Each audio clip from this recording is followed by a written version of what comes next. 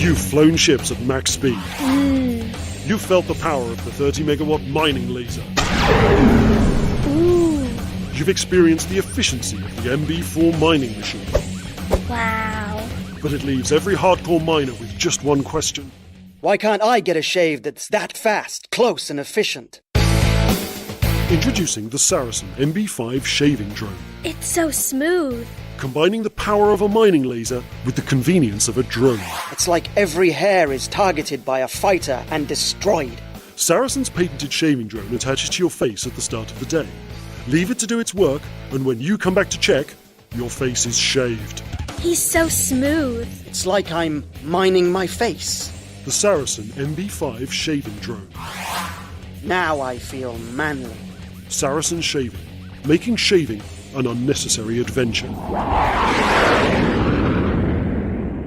Hi everyone, my name's Chloe and you're about to listen to my track Sight. If you'd like to hear more, please visit www.soundcloud.com/chollyhappymusic.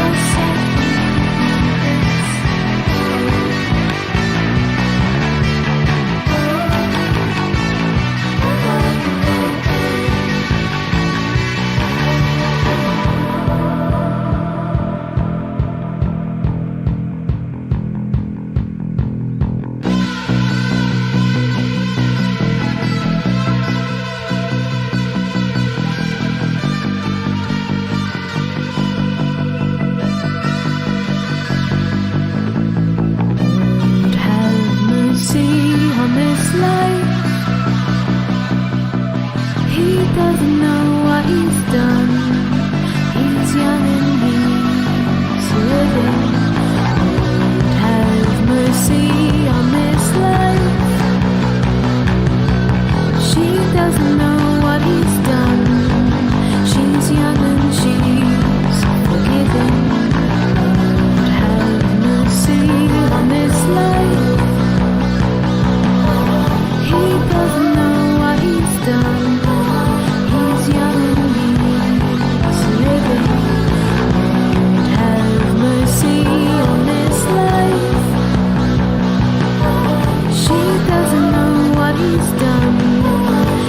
She's young and she's forgiven. She's got something no one else. She's got something no one else.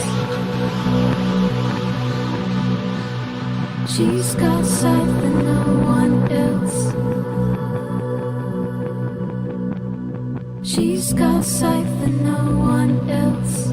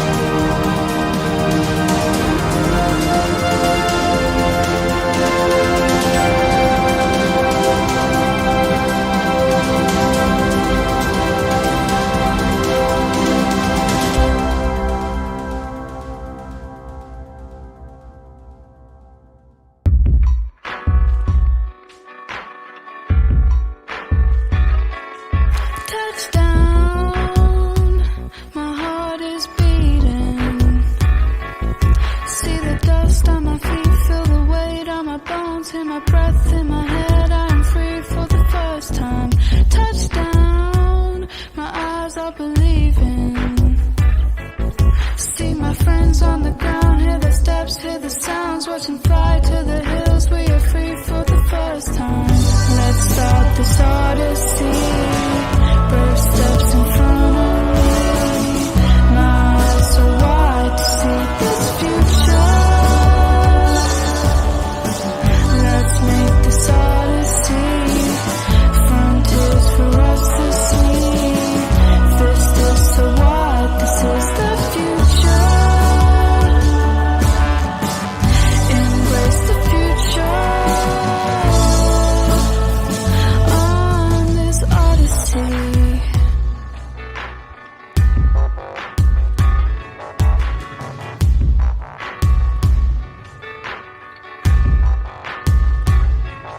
Touchdown, this place is bubbling. Watch them run, watch them fly, have a drink, start a fire, climb a ship, see the size for the first time. Touchdown, we are greeting. See the look in their eyes, on my high with surprise of a fight for their lives. Yeah, we are meeting. Let's start this odyssey. Brave steps in front of me. My eyes are wide to see this future. Let's make this odyssey. Frontiers for us to see. This is so wide, this is the future. Embrace the future. Bullets fall like burning chaff. The celebration turns to violence. Blaze of fire makes shields go blue. Explosions fill my rings. Humanity has come to stay. With all our faults, fears and anger. Joy is in this wondrous fire. Or let me slip away. Let's start this odyssey. Brave steps in front of me. My eyes so wide to see this future. Let's make this odyssey. Frontiers for us to see. This is so wide, this is the future. Embrace the future.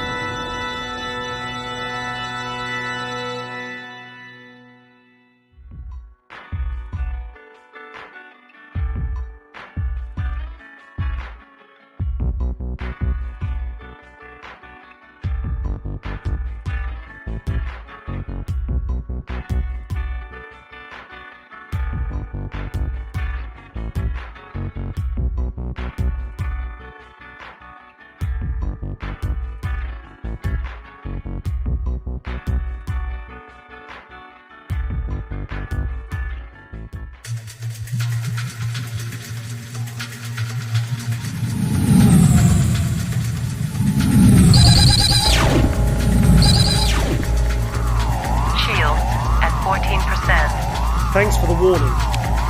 But I can read. Space. These guys are going to gank me.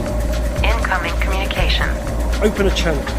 Feeble pilot, you will surrender your craft to us or face destruction. Well, I could, but there's at least one thing my craft does better than yours. Oh yeah? What's that? Braking. Now I've got you. One down, one to go. Alert. Escape pod alarm. A commander requires rescue. Somebody else's problem. Incoming communication. Go on then, keep them coming. That was my brother, you son of a spacer. And his bounty will be very useful. Look, there's two ways this can go. So how about we call a truce, so I can pick up his pod? How about none? Alert. Escape pod alarm. A commander requires rescue. Yeah, they can keep each other company until some other sucker comes through. One more bounty in the bank. Good. Updating Elite Federation of Pilots record. Your combat rating has increased to below average. Well, don't let my official record fool you. Congratulations, Commander Thane.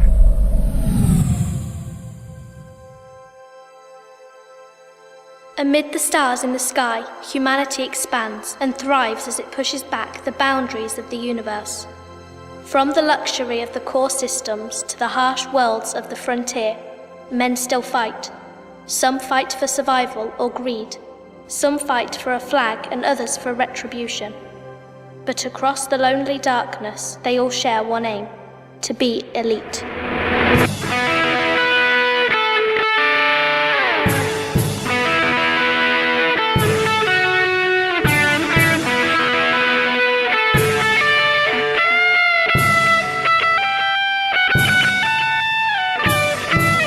Escape Velocity, an elite dangerous audio adventure serial written and produced by Christopher Jarvis.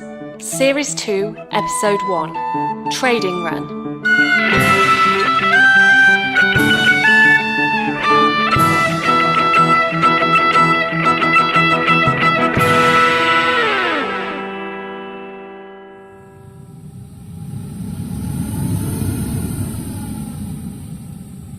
Computer, give me distance to Duval Terminal.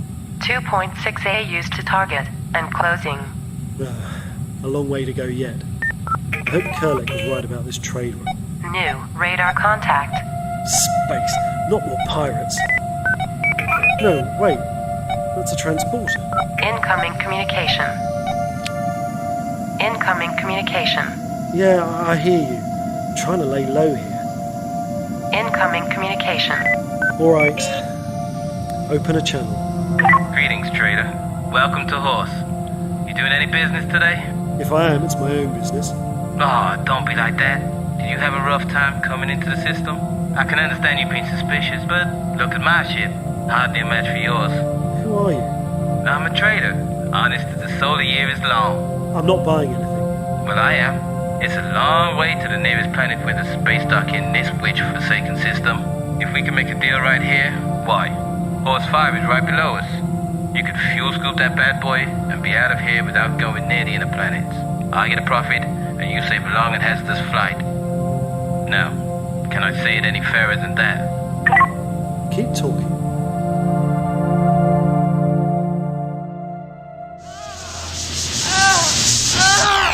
I'll ask you again, 39.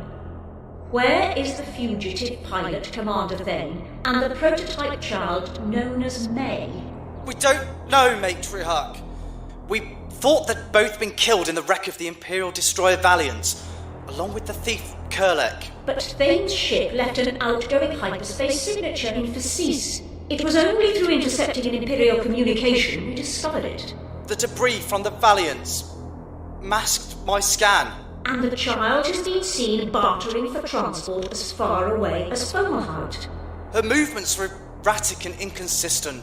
We can't work out where she's going. This is not good enough, 39. We expect results, not excuses. If the prototype has been to the Valiants and survived, she may have uncovered information about her father. Information that could endanger our plans. Forgive me. Forgiveness is earned, 39, not given. Now, what is your purpose? I wish to share my darkness. And what do you seek? I seek my guiding light. Very good. Now, let us put your failure behind us and return to the matter at hand. We must find a way to deal with the prototype and, if necessary, the pilot Thane. Are they still together? Well? I don't know, Eminence.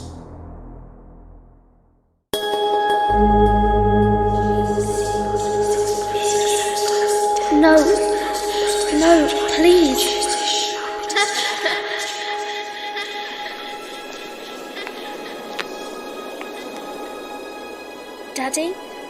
Where am I? This is your new school, May. It's your first day. I don't want to go in. It feels cold. It's okay to be scared, May. We were all scared once, but we have to learn. Why do we have to learn? Because we all have a purpose. We all have a destiny we can never fulfill unless we learn and train. Knowledge is power, May. Power negates fear. How is school going, May?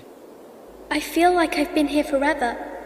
The lessons cram into my head. My skull hurts. They're hurting me. Stay strong, May. You can look after yourself. You have the skills. Wait, this isn't right. I ran away from school. I saw your ship. They said you were dead. You'd been dead for decades. Where have I been all that time? And I had a sister. My sister, she killed that woman. She breathed gas over her and she just burned away. Why did she do that? How did she do it? There is much that will be confusing, May. But I need you for a special purpose. Can you do that for me? I think so. Your lessons are a lie, May. The people who gave them to you are trying to do terrible things through you.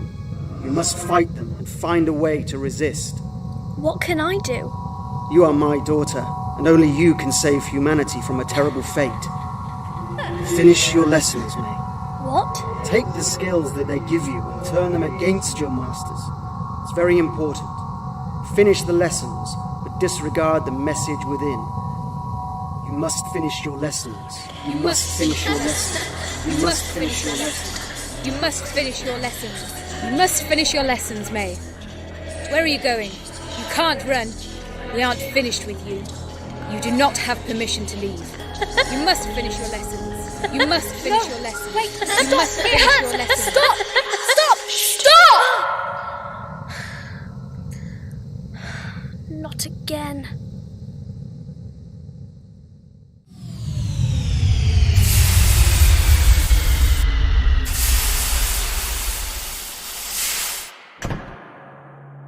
Ship to ship seal established.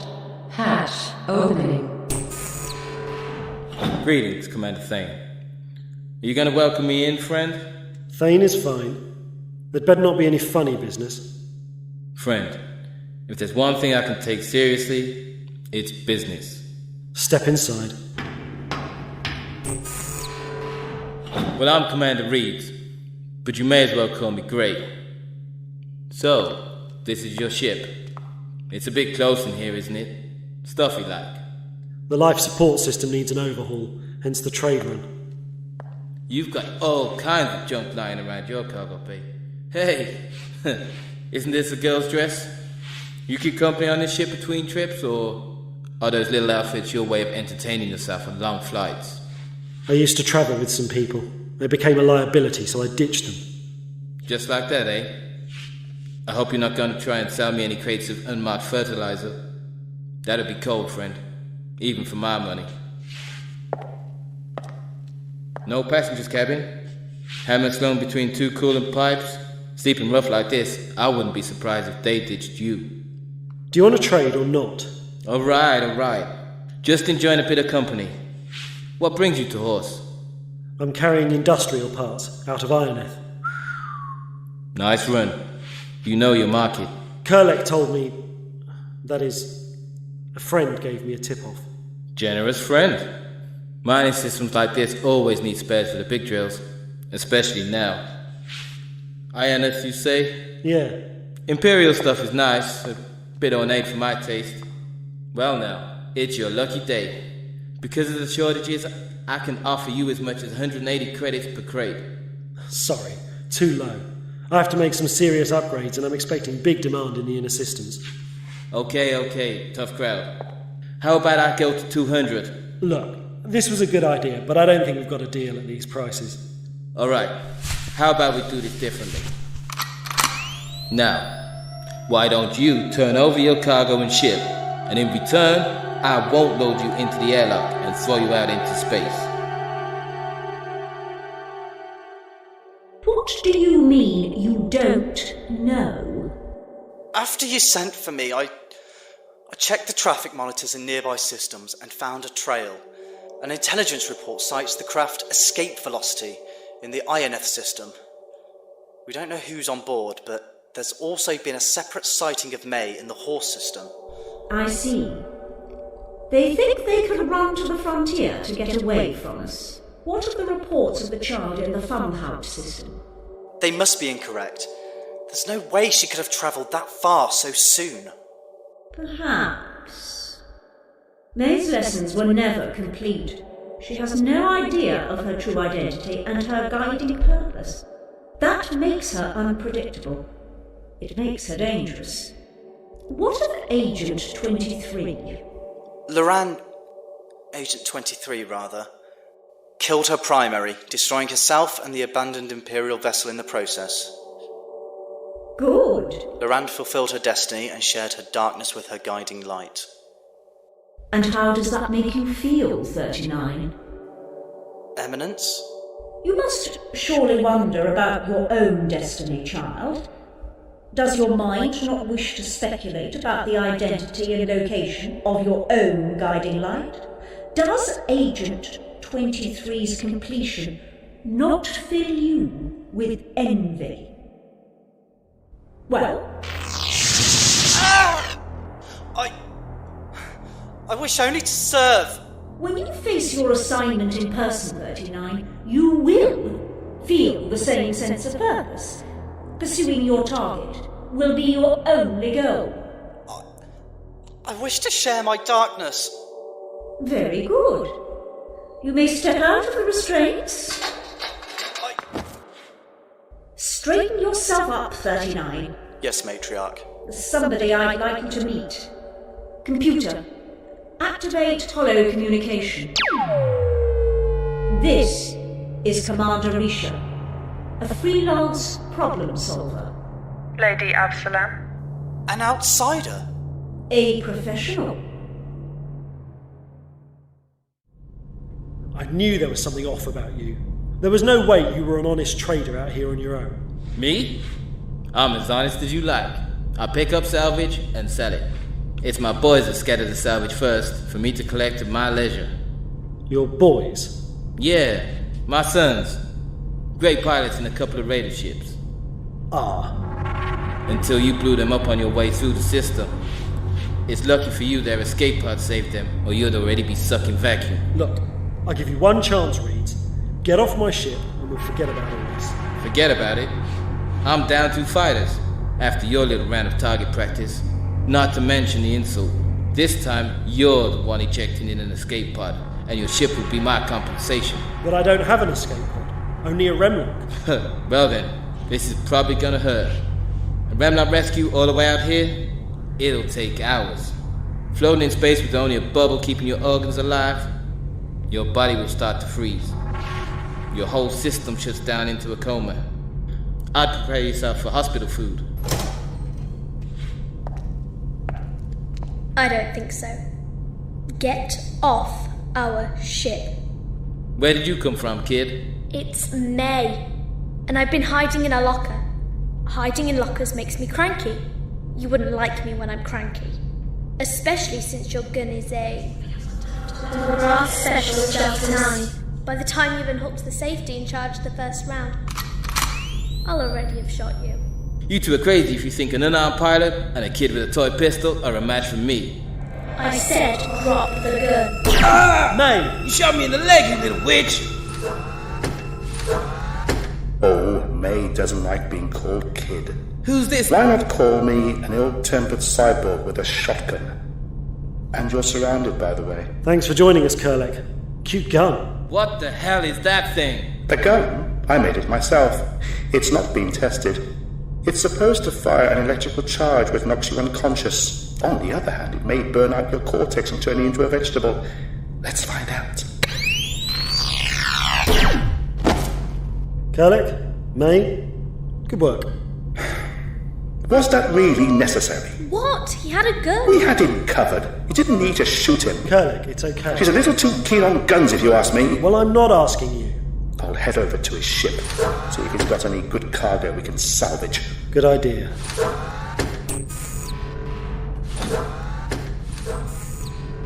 I'm sorry. What's my number one rule? Never hold fire. No. Number one rule is never go anywhere on board without your remlock. Oh, right. Never hold fire is rule number 2. And what you did was fine. Really? Probably. But we're trying to give the impression you aren't on board. Can you try not to leave your clothes everywhere? If I had my own room, we wouldn't have this problem. I've told you before, we can't afford a passenger.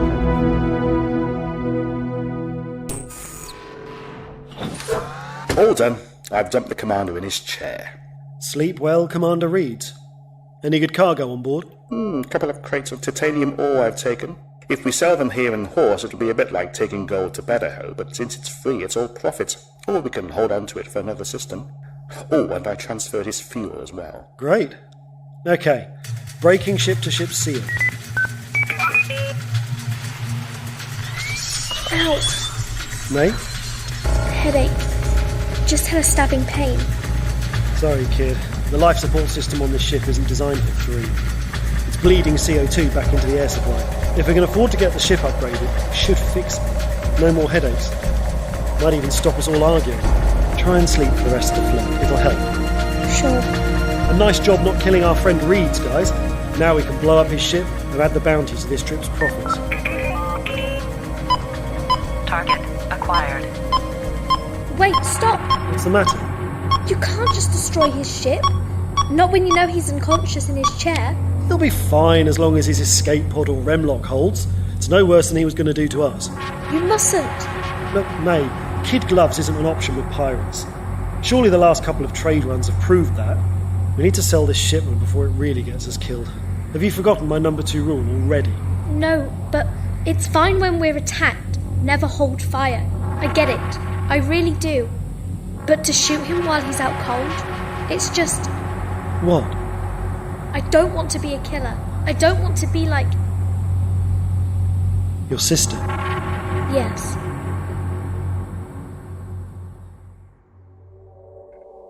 Commander Risha will help you to complete this mission and stop the child. Our plans cannot be jeopardized. I will instruct her accordingly. No. Risha is in command. You will follow her orders.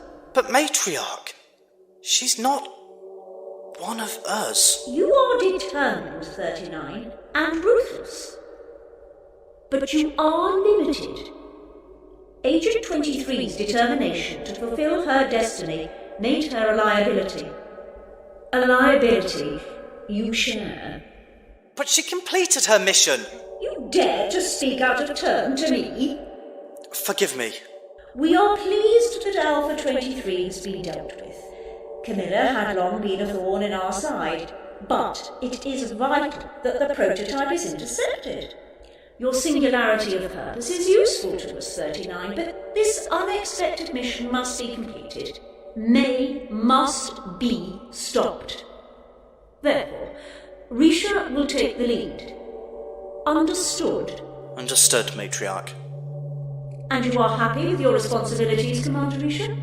It is my pleasure to serve, Lady Absalom. I have already traced Commander Thane's ship to a system known as Horse. Excellent work. We can no longer afford the risk of bringing the girl back. She is to be terminated. What of the pilot, Thane, and his companion? If they are not together, the pilot is of no interest. For the time being, at least, stay on the girl. And if they are together? Make no mistake. If Commander Thane gets in your way, kill him.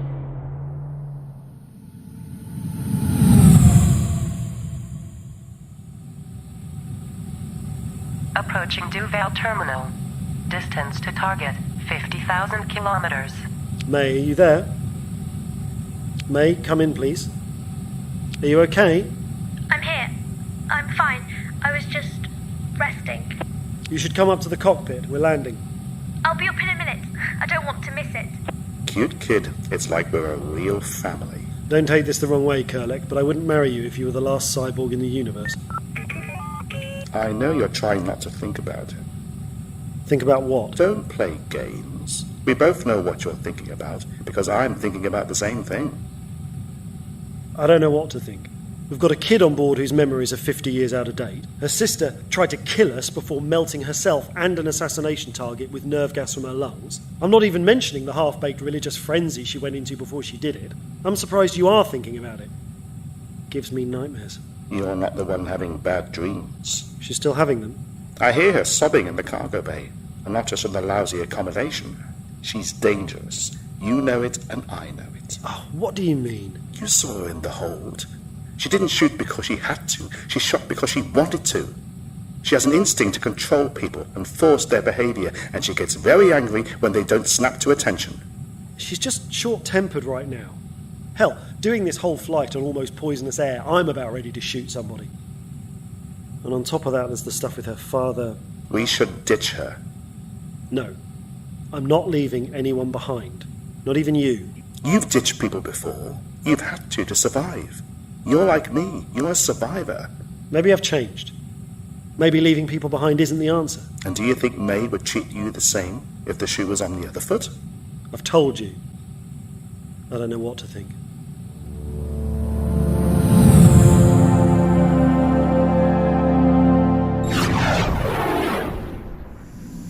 Entering horse system. Any contact from Commander Risha? Negative. Sweep the system. Any sign of Thane's ship? Scanning for craft. Echo, Victor, 223. One match. A match? Where is it? Specified vehicle has requested docking at Duval Terminal, Coriolis Station around the first planet. Gotcha.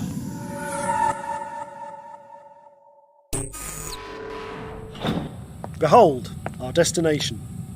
Are we landing on that? Impressed? Horrified. People trust their lives to that thing? That's a Coriolis station. It's a classic of space settlement. I know what it is. I also know how long they've been floating around out here. Incoming communication. Open a channel. Welcome, Craft EV-223 to Duval Terminal. Please be advised that our automated docking system is offline. Will that be a problem? No.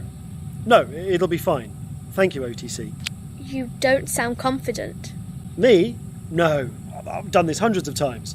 You just have to match the cube's spin and aim for the hangar bay doors. You're not straight. Let me do it, please. But you're going to crash. I do think your spin might be off. The docking port is drifting away from us. Just need a little bit more throttle. You need to go slower, not faster. Okay, grab something.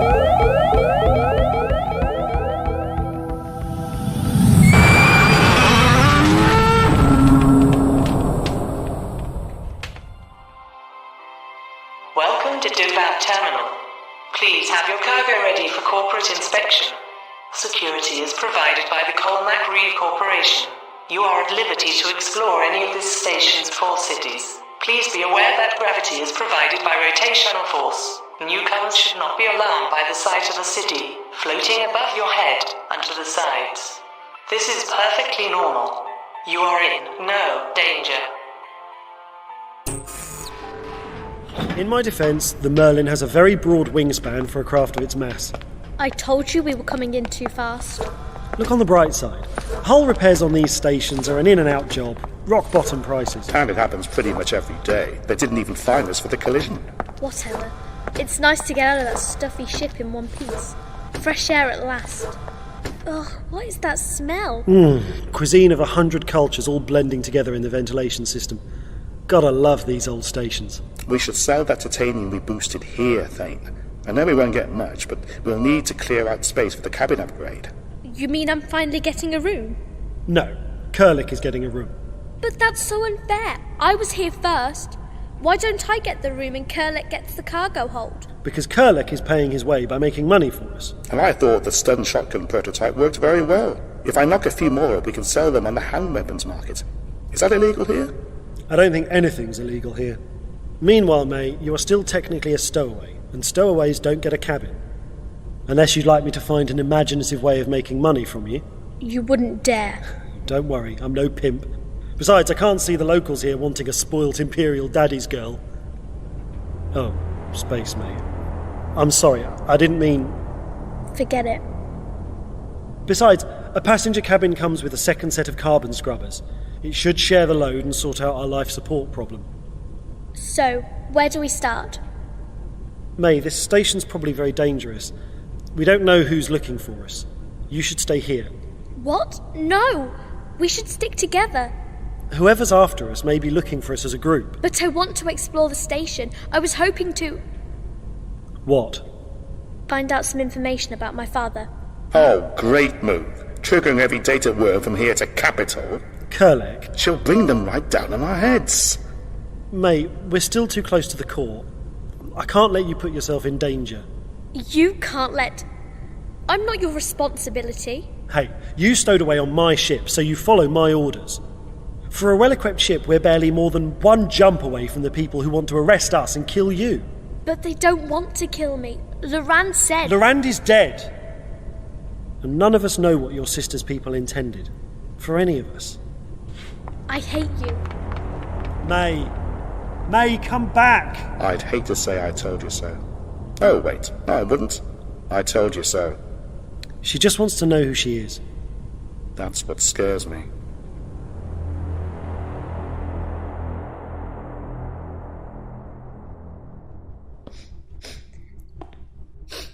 I can look after myself. I'm not his responsibility. You can look after yourself. No, not now. Not now. You have the skills, May. You can complete your lessons. You can find me. No, stop it. Stop. You're okay.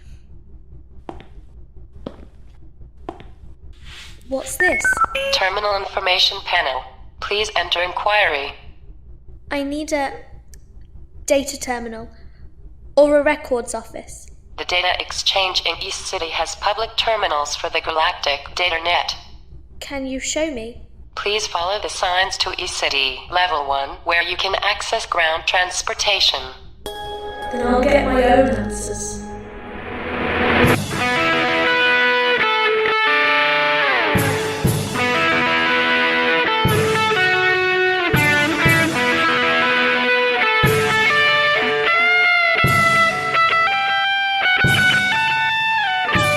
In episode 1 of Escape Velocity, Christopher Jarvis played Thane, Amy Timms May, Alan Wales Kurlek, Liam McCauley Dallas, and Katie Howes Risha. Wayne Woolley was Commander Reeds, Nick James Senator Havelock, and Georgia Darlison as the teacher, with Anne Collins as the matriarch. Additional parts were played by the cast. Escape Velocity was written and produced by Christopher Jarvis, with music by Alan Stroud, and is a Radio Theatre Workshop production for laveradio.com. Elite is copyright Frontier Developments.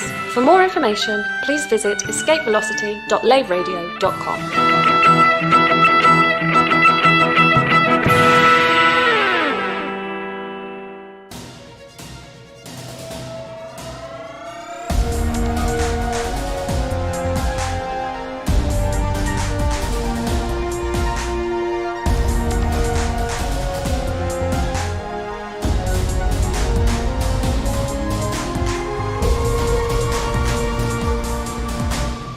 Galnet News Digest, 12th of August, 3307. We read the news so you don't have to. In this week's news, 4 Goddists fail to fly. Marlinists go head to head. The Federation falls apart. Aegis inquiry to start. Zamina's secret.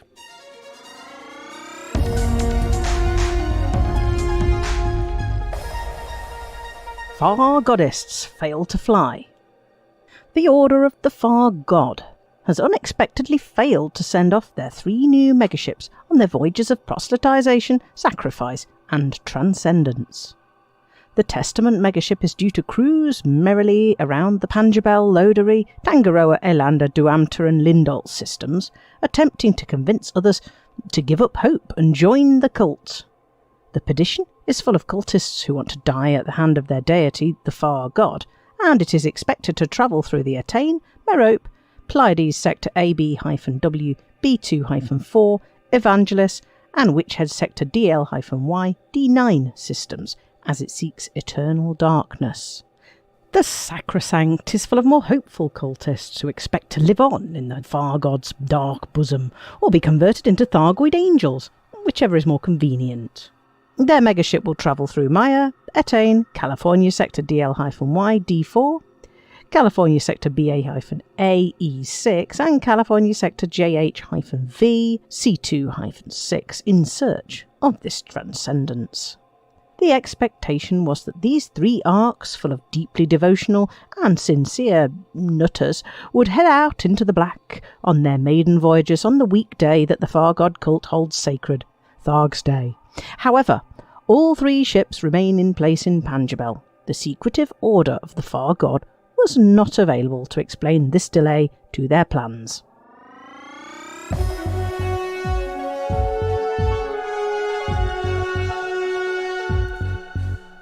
Marlinists go head-to-head. Following the starport bombings 2 weeks ago, the Marlinist colonies seem to have had just about enough of the Marlinism Reformation Party and its claims to represent the NMLA.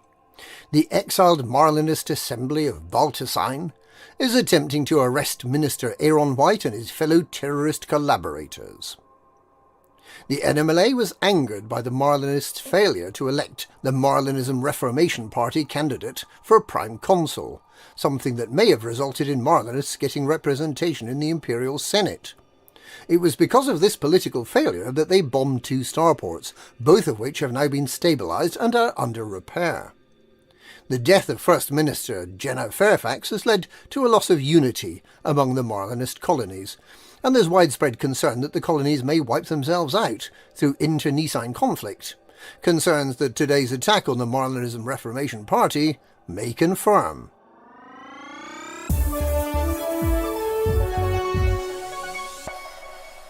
The Federation is falling apart. The Federation has failed to stop New Coembar Labour from leaving the Federation, and 3 more factions, Selkana Labour, United Hip 108095 Values Party and Mutumo Future, have also announced their departure. Hudson faces the risk of further secessions if he does not repeal the hugely unpopular Domestic Counter-Terrorism Act.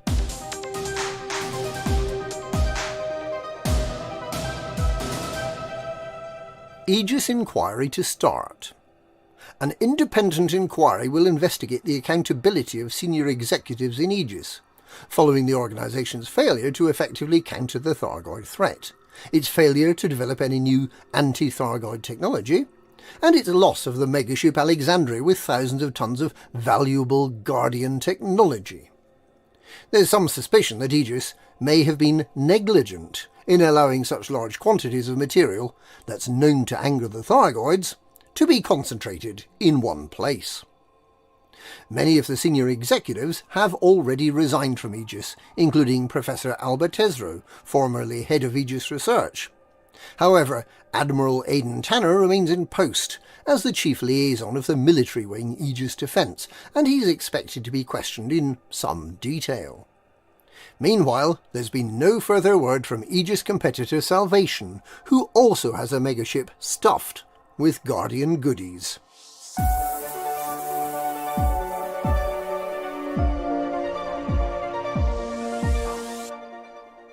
Zemina's secret. Prominent slave owner and mining magnate Senator Zemina Torval has split from her cousin to set up a rival company.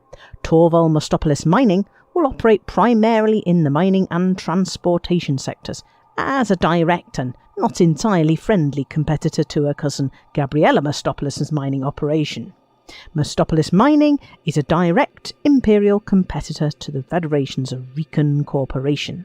Torval is rumoured to be looking for a permit-lock system in which to base the new operation. She's also reported to be planning a side venture. Taking a leaf out of other celebrities' playbooks, she intends to launch a lingerie range. To be called Zemina's Secret, the lingerie will be made from supple leather and steel fittings by imperial slaves in Torval's mines of misery. The fashion industry has a proud tradition of keeping costs down and profits high by using indentured labour, and Zemina Torval has just the right involuntary staff list to make her brand highly competitive in an overcrowded market. And that's this week's Galnet News. Galnet News. We wear the leather so that you don't have to. I beg your pardon.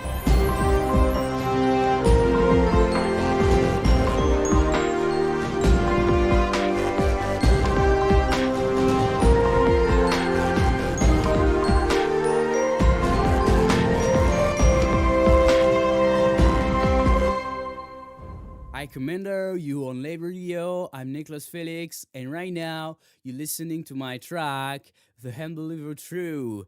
Hope you like it. If you want to listen more of my music, please visit www.nicholasfelix.com.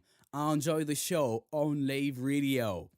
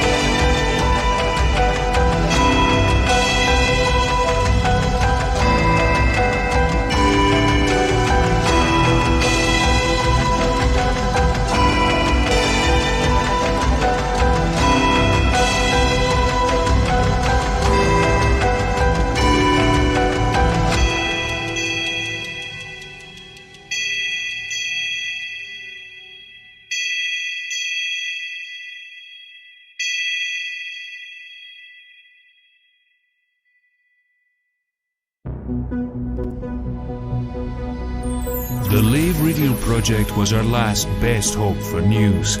A self-contained podcast 2 hours long, located in neutral territory.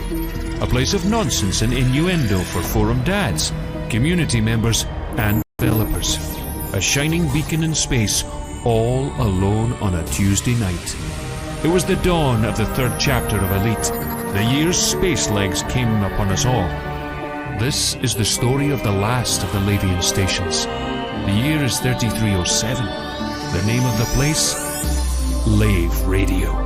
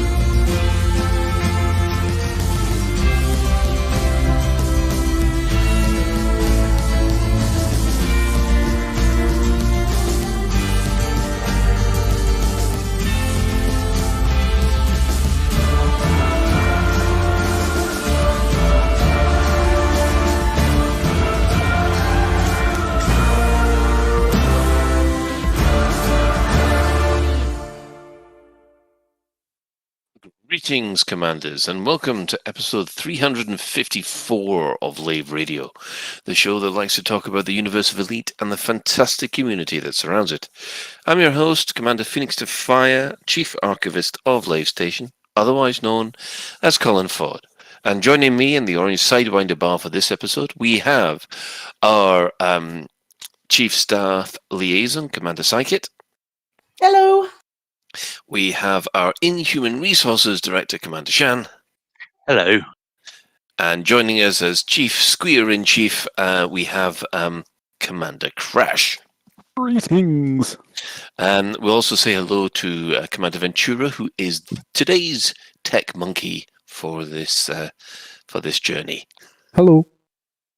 So if you wish, you can join us live. We're hanging out in-game. We've got people basically hanging around Lave Station and things like that. If you can't join us live, then you can also join the Twitch chat channel, which you can access through laveradio.com/live. Click on the live chat, or go straight to twitch.tv/laveradio, or go to YouTube and Lave Radio, or finally Facebook and Lave Radio. So we'll just quickly go around the crew, see what they've been up to for the last week or so, and yes, we'll start with Commander Shan. How have you been? Well, apart from being on the run from the village crochet group mafia, I've been doing very well. In game, I have been on my third account doing Rubigo passenger missions to get some money back in preparation for next week, going on my main account, mining stuff so I can transfer some money from my third account into my main account's carrier benevolent fund. As I say, in real life, I'm kind of got in trouble today because there's the inaugural meeting of our village's crochet group. And on Facebook, when they're organising it, they were talking about COVID precautions. Mm-hmm. So I jokingly suggested, why don't you make the first meeting of the crochet club making crochet face masks for people? And the crochet club didn't appreciate that. They thought I was being serious, and they got in a tizzy because they thought we weren't being COVID sensitive and secure for wanting them to wear crochet face masks. So yes, I am persona non grata in the village crochet club at the moment. How come I get the feeling that the village that you live in is very, very similar to the villages in Midsummer Murders, and we're just one crochet club away from a knitting needle through the eye? Oh no, it's just like hot fuzz around here, I tell you. Fair enough. But well, the thing is though, Mrs. Shan is also the administrator of the village Facebook group, so she had to moderate one of my posts suggesting it because it was causing so much of a ruckus. So yeah, I've been moderated by my own wife. How come that does not surprise me? Well, the other thing I got in trouble for today was that it turns out the HR department, or the department of the company I work for, department, has somehow given some people 5 days extra holiday, and basically miscalculated the amount of holiday and leave people get. Okay. So we was on a call today with one of the directors, and they were asking, how come, Shan, you've got 5 extra days holiday? To which I quipped, "Oh, that's the self-isolation bonus." So yeah, I'm in trouble there as well. So basically, I need to keep my trap shut for the rest of the day before I get burned at the stake, I think. I see your lead balloon launching service is going well then. Oh, I'm becoming an expert at it. I've been practicing. Actually, that should be part of Kerbal Space Program. I should have a special lead balloon functioning Kerbal Space Program because I think I'd ace it. Excellent. Commander Psychit, what have you been up to for the last week or so? Nothing anywhere near as exciting as pissing a lot of people off. I'd like to think not. There's nothing more English than pissing off It's only the a matter village of croquet club. It's up only there a matter of time before he. It's only a matter of time before he ends up with a pitchfork through his chest. We've all seen that episode of Midsummer. We know it's happening. This week I have I've bought a lot more things for my garden because we're still trying to make the garden look pretty. I was on light duty this week, which is really nice. In game, I've been doing a lot of like racing around with a hauler. I can't think why. Yes, funny you should mention that. So hang on. So your garden, like, are you manually doing the gardening, or have you got a gardener, or have you got a special design? We got Aladdin. We got Aladdin to do the bits. You got Aladdin. Aladdin to do the manual labour. Yeah, one rub of their lamp, and you'll have the best. Oh my god, you guys are the literal worst. We got a bloke in to do some like manual labour and put a patio in. I'm doing all the decoration and the pretty things. So Yes, it's funny you should mention that. It's sort of, we've got a heck of a lot of solar lights in our back garden. Looks very nice, but yeah. Silver lights, is that does that spell out aliens land here or something like that? Solar lights. Did you think? You said silver lights. I said solar. It's going to be lit up like bloody Belisha beacons out there by the time I'm finished. That's for sure. So, Colin, these lights, are you going to hook your Hammond organ up to it and like do a Close Encounters of the Third Kind for it? We'll leave my organ out of it. Thank you very much. Right. Ben isn't here. You can't use innuendo. We're not allowed any innuendo this week because we've got no Ben. We have a stunt Ben, but we don't have a. Yeah, but I'm quite sure we've got some things coming up later on that would fill that in quite nicely. So wait a second. Whose organ is filling what in right now? Just for clarity. There we go. See? Paul Archer just said Psychic's garden is now a whole new world. She's got Aladdin. So you got Aladdin in your garden. Oh my god. See what you did there. I see what you did there. That's why I've already responded. Oh, okay. Fine. Right. It takes a while, but we get there eventually. Right, Commander Crash. Hey, that's what I'm mostly doing right now, actually. I've been a busy bunny. I have been doing so much gardening, housekeeping, just tidying things. I have sorted out so much stuff in my house. I now need to hire a skip in order to get rid of it all. So that gives you an indication of how busy I've been. You need to get Aladdin. Well, I might need to get a couple and a genie. I've been very, very busy with all that kind of stuff. But in game, yeah, I did manage to get a little bit of time doing a few things in game, which I have been rather enjoying. Maybe doing a little bit of fifth column stuff. I'm out near Fort Mug in Colonia at the moment, so I've been maybe partaking in a little bit of illicit murdering, non-life giving type stuff. Yeah, just to help out the faction. But yeah. Other than Elite, I did manage to get hold of a copy of Car Mechanics Simulator 2021, which sounds incredibly lame, but it's actually quite chill. How does that work? Is it like Operation? You know, where you try and take a clutch out, and if you touch the side, it beeps you or something. It's kind of like working on a 3-dimensional jigsaw puzzle in reverse and then putting it back together again. It's rather enjoyable. You just kind of zen out and just mix and match the parts, which I couldn't help but play it and thought I would love to do this on a spaceship. Like, please. Lovely.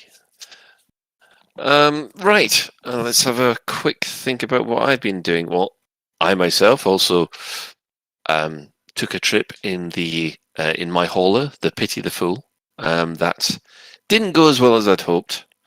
And let's see, I've got my new commander up to the level with power play that means that I'm helping out again with the Emperor. She's now gone from 4th place up to 1st again, where she should rightfully be. And of course, anybody who wants to stop me is welcome to do it in open, because that's the only way I play that. And of course, my Explorer Commander is still heading to Colonia in a very, very slow way. But at the moment, I'm stuck in a system with 3 moons around a gas giant, all of which have got 3, 4, and 5 biological signals on. So I'm going to be stuck in the system for quite a while. And yeah, so yeah, that is basically everybody. Let's see what has been happening with the development news this week. Well, not much. I mean, we know that patch 7 is in progress, and we know that it will be coming sometime in September. But apart from the issue tracker that they mentioned last week, they haven't really talked about it anymore. Even the streams on a Thursday and a Tuesday have just been community streams, more like, and they look like they'll continue until at least next Tuesday. We did have a server-side patch on Friday morning, which basically sorted out missing or lost cargo, which went missing when you started doing Odyssey support missions. That has now apparently been fixed. So, thumbs up. I would like to see more people, more of these server-side patches come in. I just guess that they're limited by what they can fix with that. Did anybody else have any trouble with that bug? Not me personally, no. Yeah. I found it quite a rare one, but well, at least it's off the list. Well, the other news that we had was that David Braben actually talked in an interview with Tech Radar. Mostly, he was discussing the Bethesda game Starfield. Well, that's where the start-off point was. I mean, what do we actually know about Starfield so far? It's a Bethesda game about spaceships. That's all I've got. And that's it. Skyrim in space, isn't it? So is it, as though anybody said single player, multiplayer, or anything? Apart from it's an Xbox exclusive? I don't think they've confirmed either way, have they yet? It's all Is up it in an the air. Xbox exclusive, or is it a Is it a Xbox Game Pass first? exclusive? That's important. Well, according to the article, it says Bethesda has promised a Han Solo simulator, striking an Xbox exclusive with a release date set quite far in the future, as in November the 11th, 2022. That's all the details I've got on it. I think that's about all that most people have got at the moment, isn't it? It's Yeah. kind of thin on the ground of what the details are going to be. But I mean, David did seem pretty enthusiastic in the interview about the ambition of the game, at least. Yeah, well, it's a bit, yeah. He does say that he is a fan of Bethesda games. It's just, I mean, Skyrim in space. No, What I do you think guys think of that? I don't necessarily know that's No, fair that to was say. my guess, Colin. That was my guess.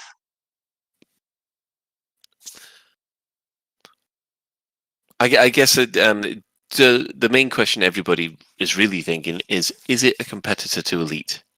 Or will be something else?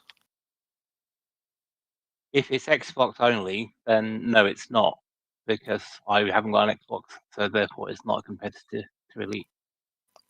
Mm-hmm. Fair enough. So overall, the article summarizes where Elite started, how it progressed, how the Kickstarter happened, and yes, Psychic. In response to your question about whether or not it's going to be a competitor. Just looking on the Starfield website, it does say that it's Xbox Game Pass, so that would include PC as well. I'm sure it was one of the ones that they were touting as the Games Pass release. That was going to be one of their as it's released, it goes on Game Pass with quite a few games that they have at the moment that they're doing. So yeah, I think with everything, there's a lot of space games out at the moment, and there's more coming out. There's more going through alphas and things like that. I've said it before and I'll say it again. We're in a really lucky, happy time for space games at the moment. There's lots to choose from. So yeah, it will be a competitor. That doesn't necessarily mean that Elite's going to disappear, but more competitors is only a good thing. Fair enough. Right. Moving on. I mean, Crash. Yeah, I was just echo what Psychic was saying there. It definitely is nice to have more games in the space in that genre, in that space of the space genres. And you know, yeah, okay, it will be a competitor. It always is, but it's the same with first-person shooters or any other genre out there. That doesn't mean that game immediately dies because something does something similar to what it does. It's just competition is great. It improves the play space overall for everyone. Sean? Yeah, I just want to read out a little bit of the interview that I found quite interesting because this is where he talks about Bethesda and Starfield. The interview goes, returning to Starfield, and Braben feels it's important that Bethesda recognises the challenge that exists in the modern digital world and learn from recent releases, including No Man's Sky and Cyberpunk 2077, which have become targets of social media vilification because of missed deadlines or lackluster content. It's a risk, he explains. Some games can very much become all things to all people. We have this with Elite Odyssey as well, where people expect every ship interior to be different. Let's see how Bethesda does. I don't want to be criticizing them. I think they're a very good company, but I do think they've gone live so early that they've got their work cut out. That's the truth of it. Well, that sounds like a warning to me. That sounds like a warning of careful with your expectations. Yeah, definitely. Yeah, so that's something that I think the lesson that Elite Dangerous is, especially with Odyssey, is learning very painfully at the moment. I mean, what was your take on that, Shan, then?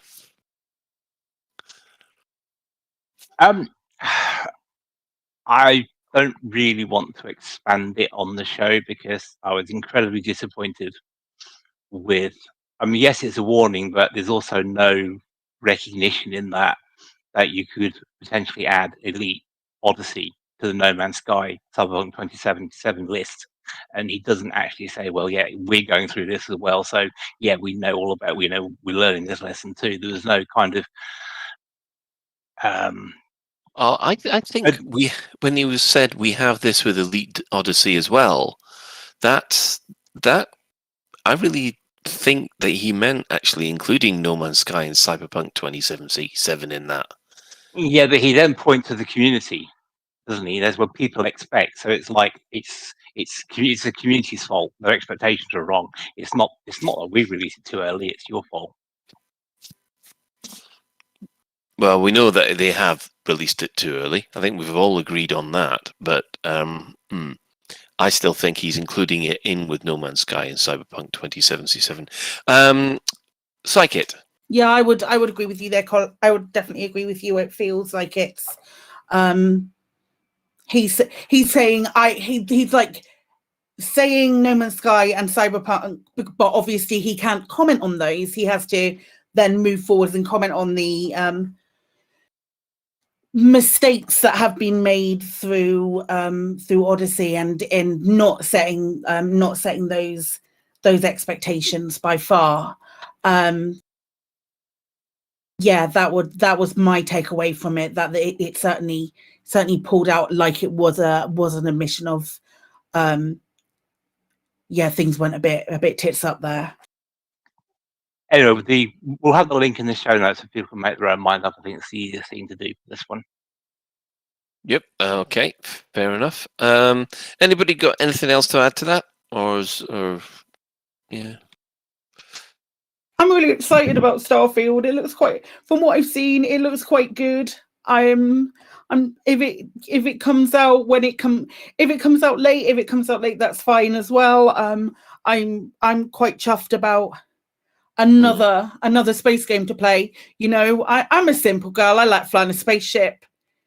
I would be interested to see what support they gave to like HOTAS support and things like that. Those are the nitty gritties with Starfield that I'm kind of looking forward to seeing. But and whether it is a multiplayer or it's going to be like a really linear, more story based thing. But I'm excited.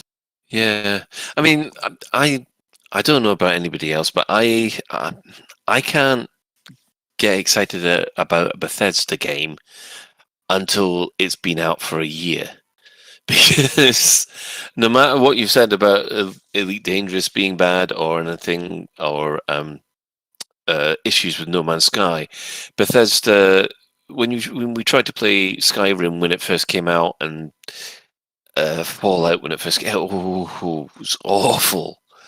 And it was just typical. They pushed it out too early, and it took them at least a year to sort out all the issues.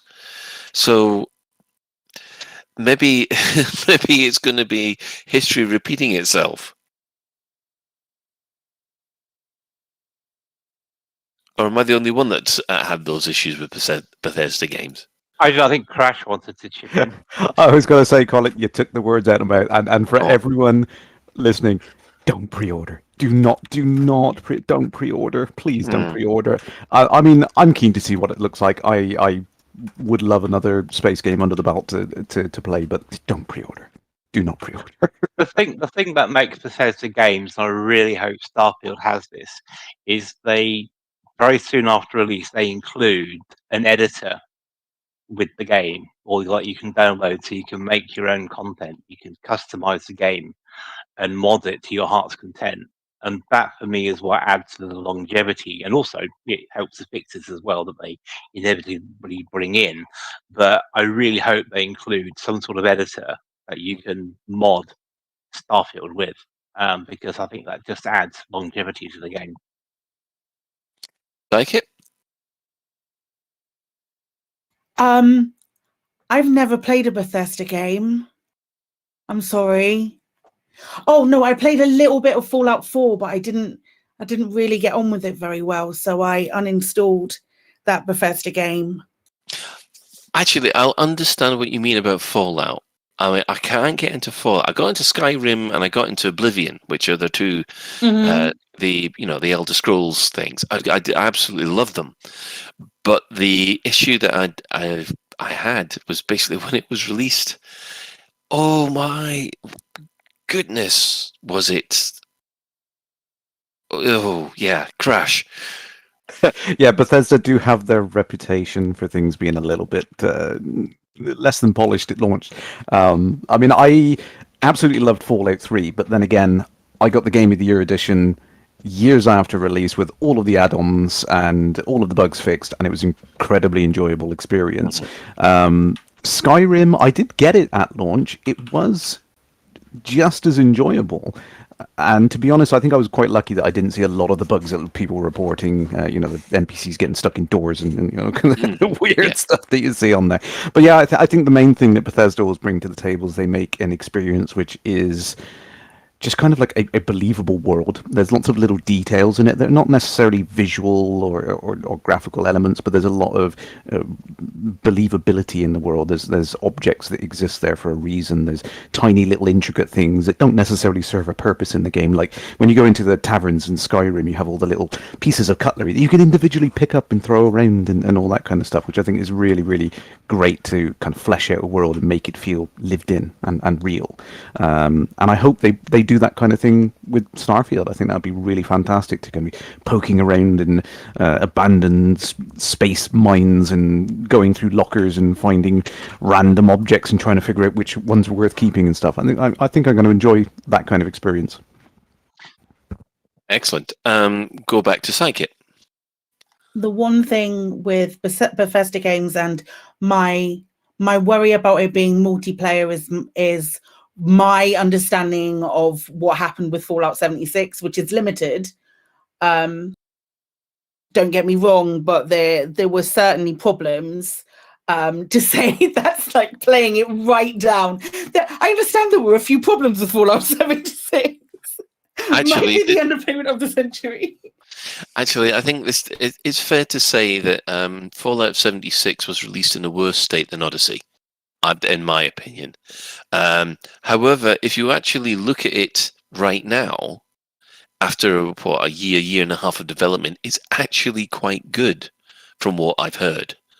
They've certainly pulled the finger out and fixed it, which, it's it gives you hope for the future as long as, companies stick at it.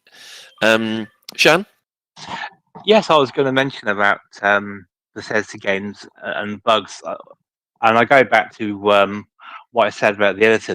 The thing that made Skyrim playable for me for all the bugs was the ability to use a console command to move an NPC or move a piece of dialogue along to bypass the bug. And part of me is thinking, rather cynically, that was why they include the editor there, because they know it's going to have bugs. So they provide an easy way to get around said bug while they fix it. But you kind of know what you're going to get with the Bethesda game. You know it's going to be bugged, you know it's going to be glitchy at start, and you know they're going to fix it. I think where other makers, other games from publishers fall down is we don't expect the bugs, so therefore our expectations are for a finished, polished product, not how Bethesda tend to release their games. Yeah, I know, but that's not true, because when you look at Cyberpunk specifically, when The Witcher came out, The Witcher 3, when it first came out, it was all over the place. It really wasn't just a bad state as Cyberpunk was. And it's just got me that the fact that, what did you expect? It just, yeah, crash. Yeah, I think this goes back to my earlier thing of not pre-ordering. That there's such a drive in the industry at the moment to push everything towards early access and getting that money early before the product's finished. And the trouble with that is, as soon as the money is in the hands of the developers, they have no incentive to continue completing that product. They know that it's out the door. People have already paid the money for it. Once you've hit that initial spike of influx of money coming into a project, it tails off. It does, like in every single sense of the word, whether it's a crowd-funded product or anything. You always have that kind of initial burst of interest, and then it's just peters off until there's just like the odd little purchase here and there. The trouble with that model is it's not sustainable, and I think developers realize that, and they realize they've got to get it out early. They've got to get that money in, and if they don't get everything working early as, it's just not financially viable for them to continue with it. They just pretty much have to pull the plug on it. Shan? Well, I've been thinking about the pre-orders question, and this follows on from last week. And maybe I'm a bit naive, I don't know, but if a company has never let me down with a release, I feel more comfortable pre-ordering, because the chances are they won't let me down this time. But if they then subsequently screw up, then they're like on my blacklist, and I'll never pre-order from them again. So, and again, Drink Time, ArenaNet, I quite happily ordered the Guild Wars 2 expansion from ArenaNet, because in every single one of their releases since 2005, it's always been a good release for me. There hasn't been any game-breaking bugs. They've managed to get the technology to work so that the rush of people doesn't crash the servers. So they have a track record of delivering against their pre-orders. The second that changes, then they're on my "don't do this again" list. So, That's how I feel about it. I'm not afraid to pre-order if a company's proven trustworthy.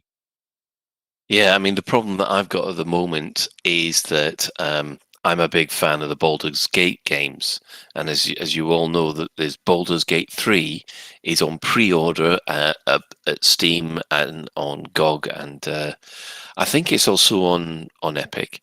And I am having to fight the temptation to actually pre-order because I'm such a fanboy of the old Baldur's Gate series, but I can't bring myself to click that button because it is at the pre-order stage. But I really want to.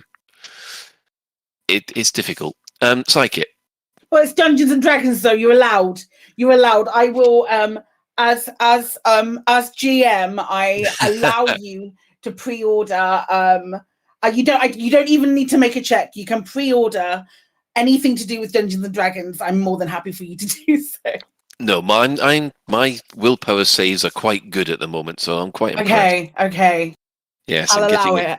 Natural 20s every time so far. Nice. I will say that there's a balance between like the pre-order stuff and that willpower in not pre-ordering. We can become victims of hype, and community teams are really, really good at driving that hype train and making people excited about a game. I think, to circle it back round to Elite Dangerous, I feel like the thing that Elite and potentially what Bethesda's done with Starfield is they might have started a little bit. They start a little bit early, hyping their games and hyping things that are coming. That by the time it does come, the hype is so insane from some areas of the community. The hype is so bonkers that anything less than perfect is utterly terrible. Well, yeah, it's the No Man's Sky syndrome, isn't it? Yeah. Because there is your prime example of hype out of control. And yeah, I mean, it's 5 years since that's been released. They had their 5-year anniversary this week. Yeah, you've got to admire Hello Games for the way they turned it around. Still can't stand flying any of the ships, though I do like the ground stuff, which is, it's kind of opposite of Elite Dangerous, where I want better ground stuff, but I love flying the ships. So a question regarding the Elite Dangerous pre-orders then. Would you say that the lifetime expansion pass was, if you like, the ultimate pre-order? Oh yeah, definitely. And after the experience of the Elite lifetime expansion pass, would you ever order a lifetime expansion pass for any other game again? Okay. Crash, do you want to go that first?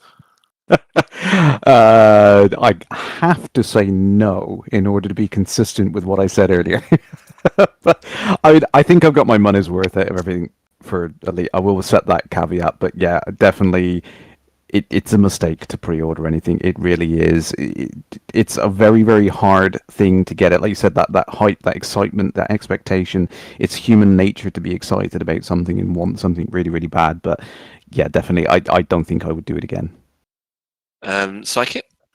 I don't have a life expansion pass in the same way that I haven't played any Bethesda games.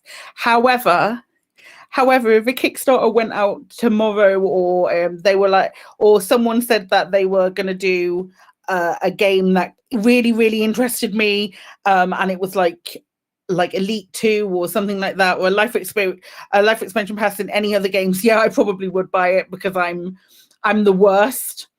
And if I was super hyped about it and it looked like it would probably be cheaper based on the plans that they were doing, of course I'd buy it.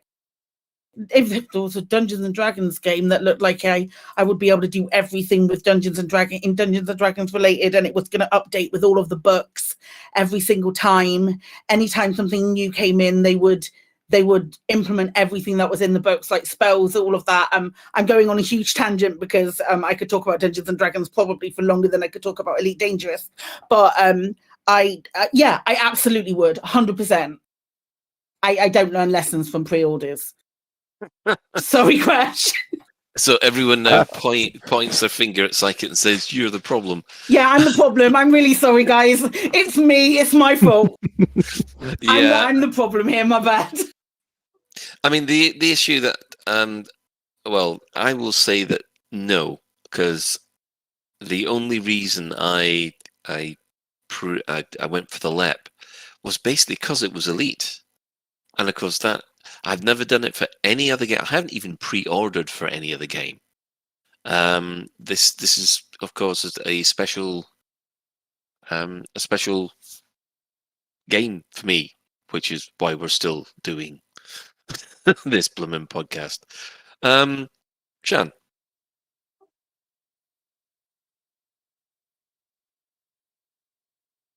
Hello? Am I lost? Or is Shan gone? I think we might have lost Shan is Shan. gone. We've lost Shan? It's been eaten by an alpaca.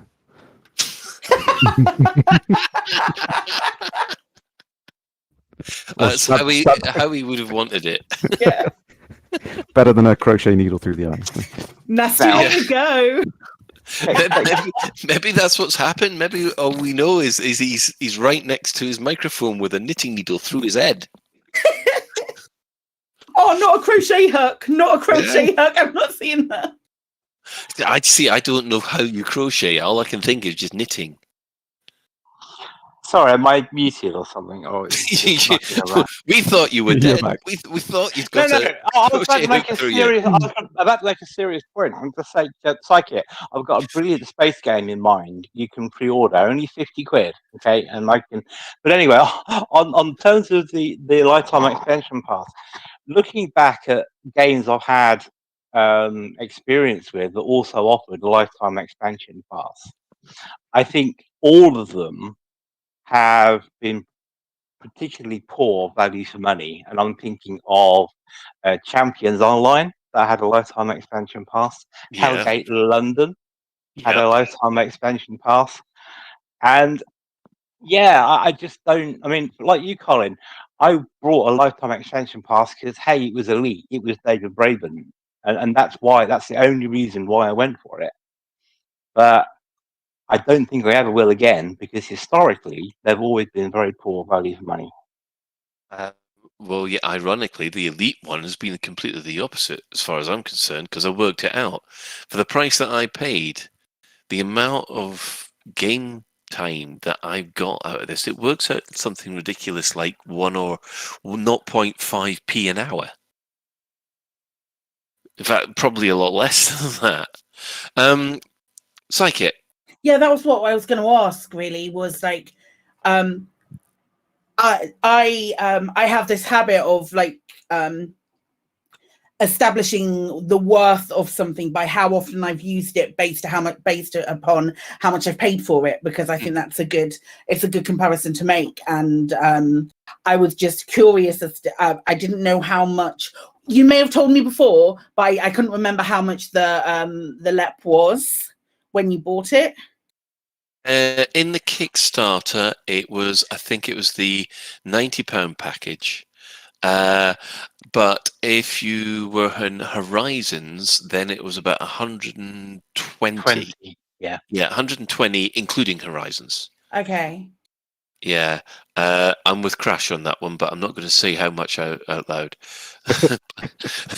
I mean, that's a lot of money for little old me. That would take a lot for me to make that decision as to whether or not I would spend it on an outlay. Mm-hmm. I mean, I backed a game. Doesn't necessarily give me a lifetime expansion pass, but I backed a game for 60 quid once. So that's like, which will give me all of the game and stuff like that. But I was just curious as to how value for money you felt that it's been based on the amount of time that you've got out of the game. Well, yeah. I would put thumbs up for the amount of stuff that I've got out of it. Crash. Yeah, I think, like I said, the value for money is definitely there. I know, I mean, with some of the updates, a lot of people question the quality of what we received, whether or not it's worthwhile, but definitely in terms of the amount of entertainment per penny gone into it, sort of thing, it's definitely been worthwhile for me. Yeah. Yeah, a lot of people in the chat are looking at how much it actually costs. Surprisingly enough, you can actually look it up. It's Elite. The Elite Kickstarter is still in Kickstarter, which I'm just having a man type stuff on internet. I mean, the one issue that I actually had were, and I don't know whether I made a mistake or not. I wish I'd done the same as what Drew had done, and done a Kickstarter to get the fiction pack. I've always regretted the fact that I missed out on that excitement of the fiction pack. But yeah, that's always yeah. That would have raised my hour per value per hour. Shan. Yes, I was also, when you're thinking about pre-ordering, have you ever pre-ordered or ordered the special edition of something for the goodies they give you? It might be, virtual items, or it might be you get the collector's book or soundtrack or a statue of something. Have you actually spent extra to get the goodies? Yes. Because I have. I brought the Star Wars MMO collector's pack. The Old Republic. Yeah, so I got the Darth, whoever he is, statue with him. Yeah, I also brought the Elder Scrolls. You went for the Elder Scrolls as well? Oh. Well, I enjoyed the beta, and at the time you could play any race with any faction, with any class, if you brought the Imperial pack or something like that. It was that, and I bought 2 copies of Guild Wars 2 Collector's Edition, one of which is unopened and stuff. So that's kind of gathering dust, waiting for them to be actually worth something, because the Guild Wars 1 Collector's pack, unopened and unused, that was like 40 quid at the time, but now it's worth 500. Yeah. Let's see. Well, funnily enough, I did buy one of the special edition packages for SOTOR. It's funny how when you looked at it, the lifetime expansion pass was always for MMOs, and after being burnt with the Matrix Online, I vowed never ever to go anywhere near a lifetime expansion pass for those games as a service. And then Elite came along, and I broke that one rule.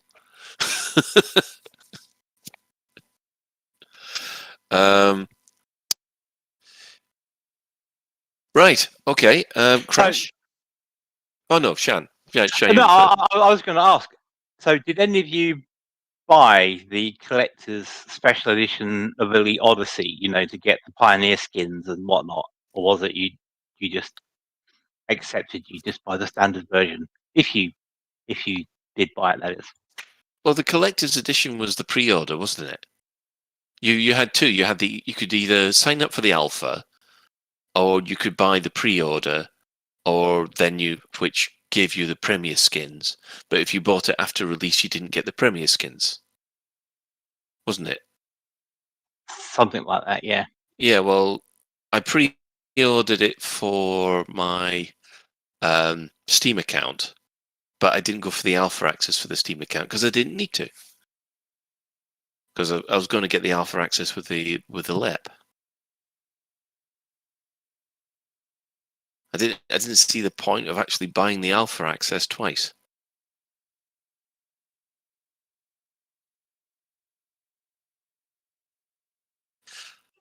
The one thing I do have to ask Crash.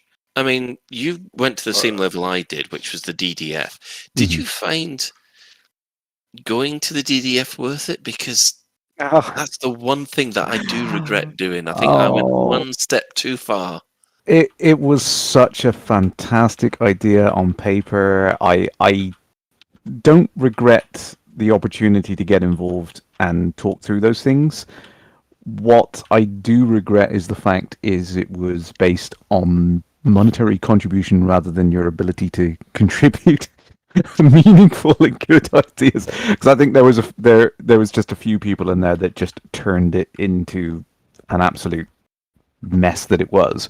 And hence, Frontier decided to pull the plug on it. It just wasn't working the way they intended because it just turned into a design by committee argument 90% of the time, which was such a shame. It was promised to be a very, very great idea of getting the community like really involved with the guts of designing it. But it's one of those things you can't teach a crowd of people to be able to build a game. So it's very difficult for them, or at least it was. I remember when Sandro was doing stuff, it was very difficult for him to get points across that, although you think this is a good idea, we've tried it internally and it doesn't work. there was a lot of those kind of discussions going back and forth, and I think they eventually got to the point of, yeah, this just isn't working for us. For those of us who might not know, what was the DDF? Oh, so the design decision forum. So there was a tier on the Kickstarter you could back in to basically get into a private section of the forum and have direct chats with the developers themselves. Sandra at the time was predominantly in there, putting forth ideas and concepts and letting the community kind of hash it out and then toss some ideas back and forth of what could and couldn't work. And there were some great things that come out of the idea. The whole idea of Super Cruise, for example, was one of the things that came out of it. And I think that was a great direction to push the game. It definitely brought the whole experience together in a better light. But yeah, I mean, for every great thing, there was also bad things about it. The fact that, it was just a lot of things, as I said, turned into this kind of vote. Well, not so much of a vote thing, but like a design by committee. Lots and lots of ideas being tossed around, but none that were genuinely good gameplay concepts that would translate. All these pie in the sky, fantastic ideas. I remember one in particular, which was quite popular, was the idea of being able to stow away inside a ship.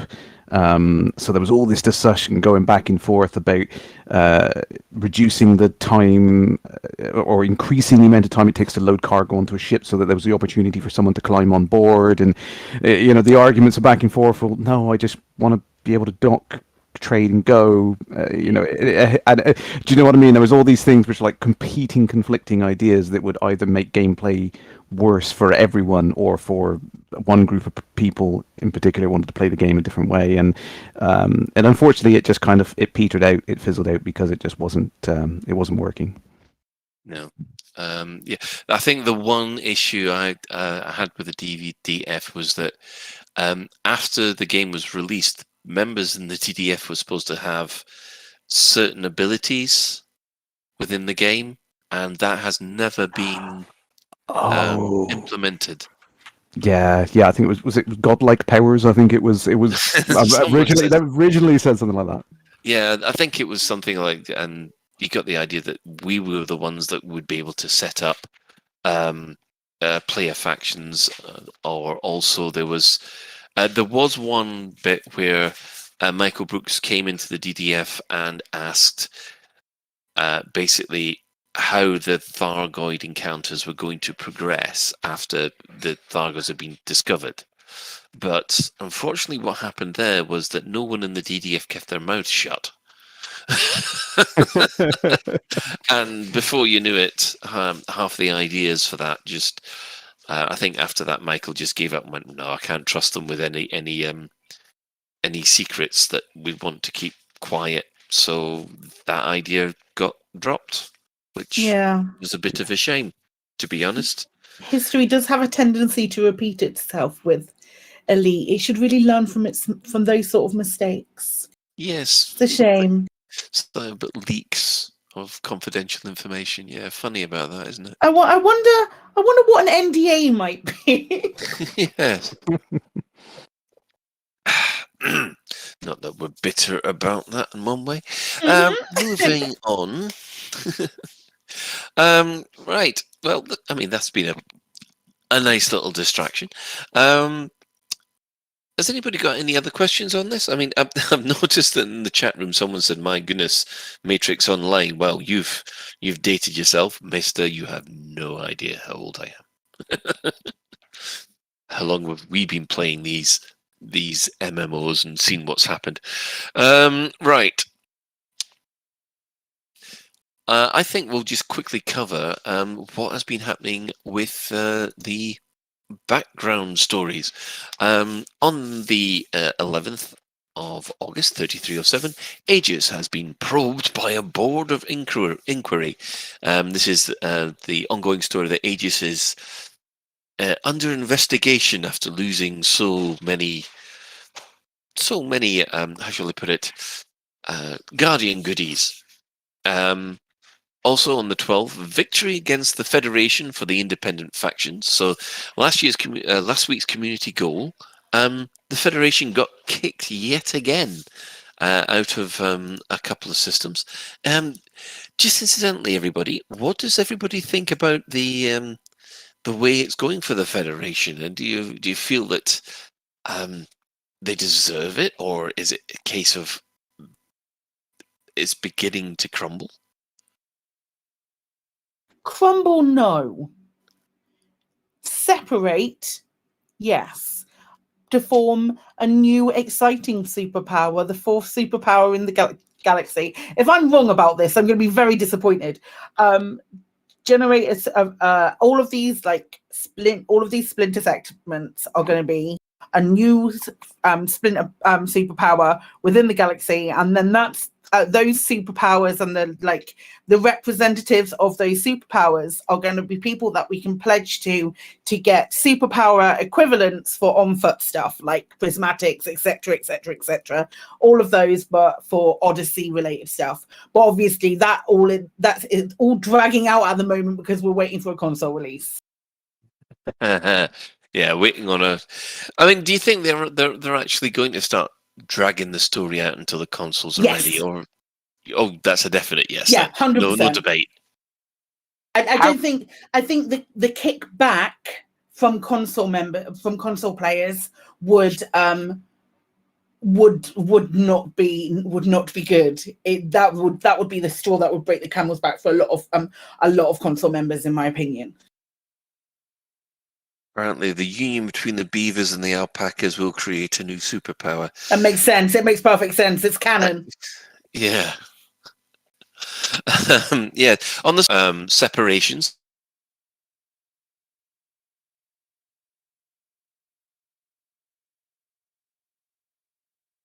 Of it has not been great. Neither side has managed to even hit tier 1. Obviously, the main Marlinist faction is actually winning. You know, the extremist faction. I think they've only got 127 people actually run any contribution to them. It's a. This is going to be the first community goal that's failed in a while. I don't know necessarily that it will fail. I think they will still say that one side has won by providing more bonds. But I mean, on Tuesday, I think it was it Tuesday last week? It might have been Thursday, but we logged on and did 2 on foot combat zones, and I'm still in the top 50%. Right. Oh dear. Yes. So that's not the best. I mean, it is quite far away from the center of the bubble. I mean, I do know where I am. It would take me ages to get there. But yeah. Well, on the 13th of August, Onion Head legality has sparked a new debate, and that does seem to be going over the new drug that's come out from the Como crew. On the 16th, Monday the 16th, rival corporations compete in LTT 198. Now, this is the Empire splitting yet again. This company that one of the power leaders has split off. So that could be a potential community goal next week. And of course, bringing things round again to Aegis again, there was another inquiry. Some of the inquiry results were shown, and it showed that Aegis itself is basically useless. Apart from coming up with anti-Thargoid weaponry at the beginning of the conflict, it's done nothing since. And they've blamed it on the head of research, who has now resigned, and the fact that the admiral is constantly has to rely on independent pilots to actually do the fighting instead of any, proper naval forces. Does this mean the end of Aegis? And if it does anybody care? No and no. That's quite nice and easy, Jan. Oh no, the reason I don't think it's the end is because, as you said earlier, it seems as though the story's on progressing slowly until console release, and because we haven't got a date for console release, it kind of follows that they'll string it out until console release comes along. So that's why I don't think it's the end of Aegis, and I think the Aegis storyline has kind of got to the point where I'm not sure anyone really is into it that much. I know I may be offending a great number of people now, but I don't know. It's just kind of run its course, and it almost feels like the last season of Game of Thrones, where it's gone on too long. I thought the problem with the last season of Game of Thrones is that one of the characters did something that everyone went, "That's not right," and it kind of spoiled everything from then on. But then again, I haven't actually seen Game of Thrones yet, so I'm determined to have a Game of Thrones marathon to catch up at some point. Psychic. I don't necessarily think that it's been it's signaling the end of Aegis or anything like that. And I do care because I really like the lore. But I think I as I said before, I do think it's slowing down, and it's slowing down very clearly for that reason. And it has to. So some news articles that might have been a little might have been coming more quickly on like the slow news weeks. What did we only have? 3 news articles last week? 2 news articles last week, something like that.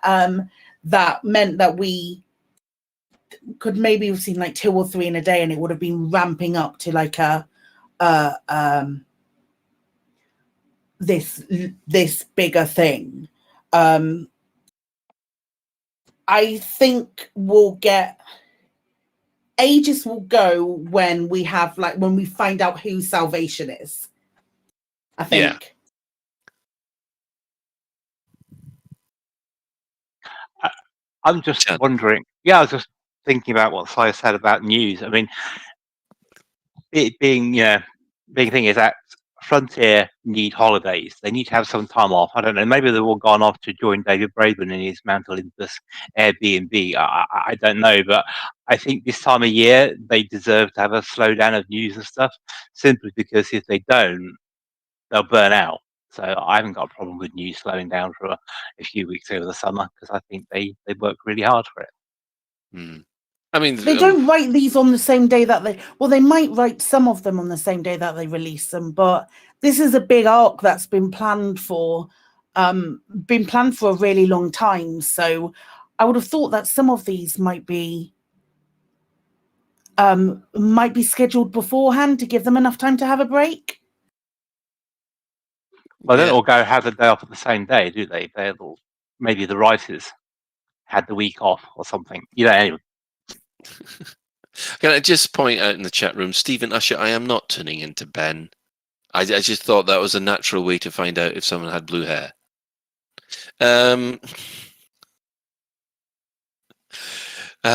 Moving on from that. I mean, to tell you the truth, I'm actually still enjoying the background stories. It's just, I think I'm finding it more difficult finding time to get involved with it. Yeah, because I've got 3 accounts on the go now, and I find I'm beginning to spread myself. Yeah, that's what I meant. Eyebrows. I don't know where you lot went. Jeez. In other news, Operation Ida. They're working on Tillman Point at the Hayes sector, RP-P B6-6. That station is still under repair, and hopefully they'll have that out of the way at some point this week. I mean, going back to the whole thing about Aegis, the problem with Aegis is that the bad guys, the Thargoids, they've backed off a lot. And there doesn't seem to be the threat where the Thargoids are moving in on the home systems anymore. Do you think people cottoned on? They won't ever go to the home systems for reasons. Do you think that's just probably just kind of cottoned on? Think, well, they're not ever going to do that. So,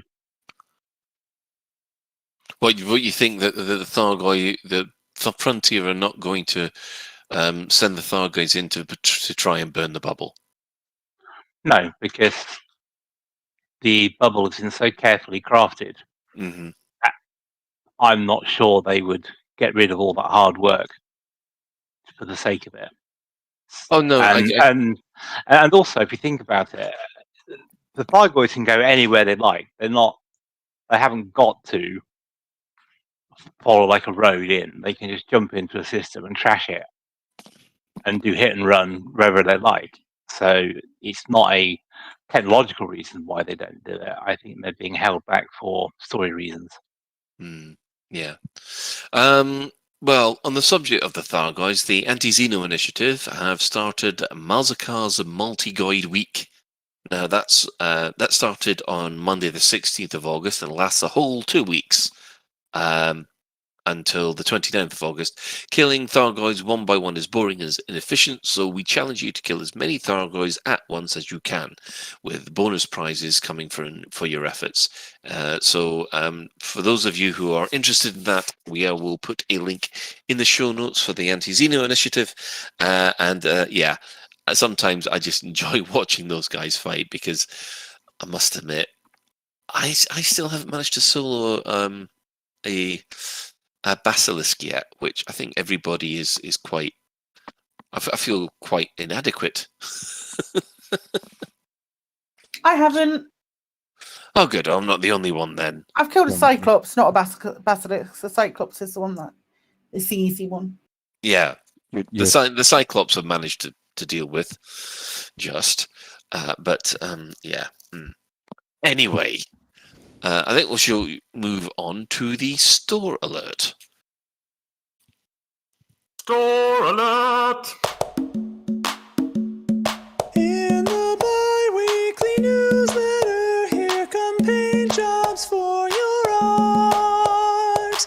In the bi-weekly newsletter, here come paint jobs for your art.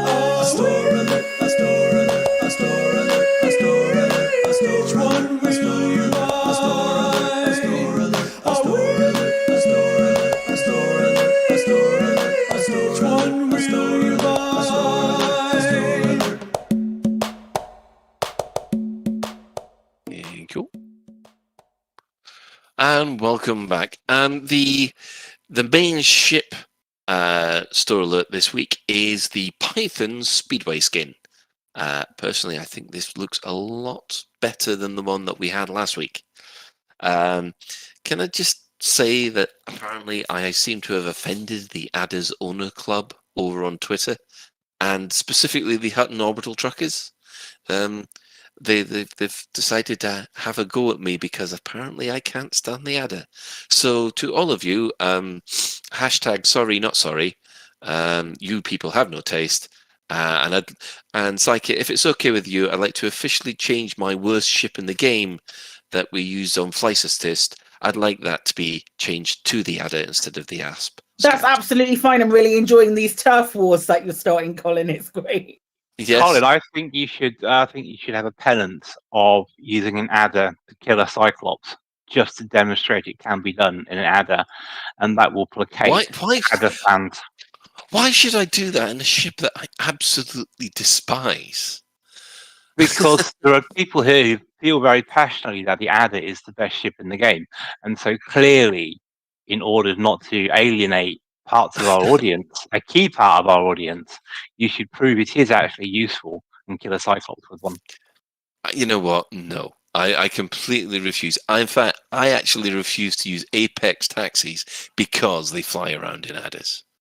Every single time. I mean, beside the point that I think the Apex taxi is a mistake anyway, the very fact that they use Adders is probably the worst. Yeah, just hashtag the worst. For some reason, I'm using hashtags because it makes me feel young and trendy, even though I'm not. See, I think we should actually flip that on its head, Shan. We should challenge the community to go and capture on video an adder doing something as useful as destroying a Goid. And then if they manage to do that, Colin has to buy one, an A-spec one. I love that idea. Brilliant idea, Crash. Brilliant. No, Yes. No, because the anti-Xeno initiative have already done that. They've managed to kill a Goid in every single ship there is, including the A word. Well, then, Crash, I think that is the best idea I've heard all day. So, yes. So, submit your screenshot of you killing a Cyclops with an Adder, and Colin. No. It's not got to be a Cyclops. It's got to be a Medusa. I will get an Adder. I will get an Adder if someone manages to down a Medusa. With an Adder and an E-rated Adder. So remember, it was using Adder, so you can have 10 pilots in an Adder versus a Medusa. An Adder, singular. Well, you can only fly an Adder per player, one per player. So, I think you're moving the goalposts now. I think we'll have to move that. So sweeten the deal. I will buy you that paint job from last week to go on it. Oh no! Just no. Yes, even better. Right. There's a command on his channel, the Bladder Adder. What? No. Right. Moving on from there, they have also included some new suits, which are called the Motherlode style suits. I don't know about anybody here. They just look like suits with weirder hats.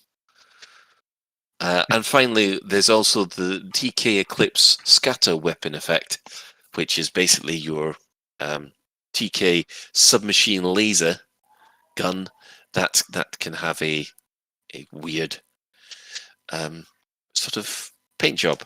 Right, okay, we're going to go for some adverts, and then we'll probably come back with some more discussion about Elite Dangerous.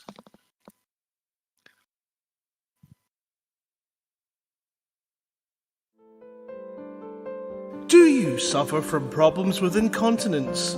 If you do, then our pee-pads are for you! Yes, Commander, your very own pee-pad while you're out there exploring in the universe. Then you can go whenever you feel the need. No need for a toilet pesking back there and then having to wonder, how do they deal with the poop? No, you just go in the pad and discard it at your local station. Let them worry about the physics of disposing of sewage in space. That's not your problem, Commander.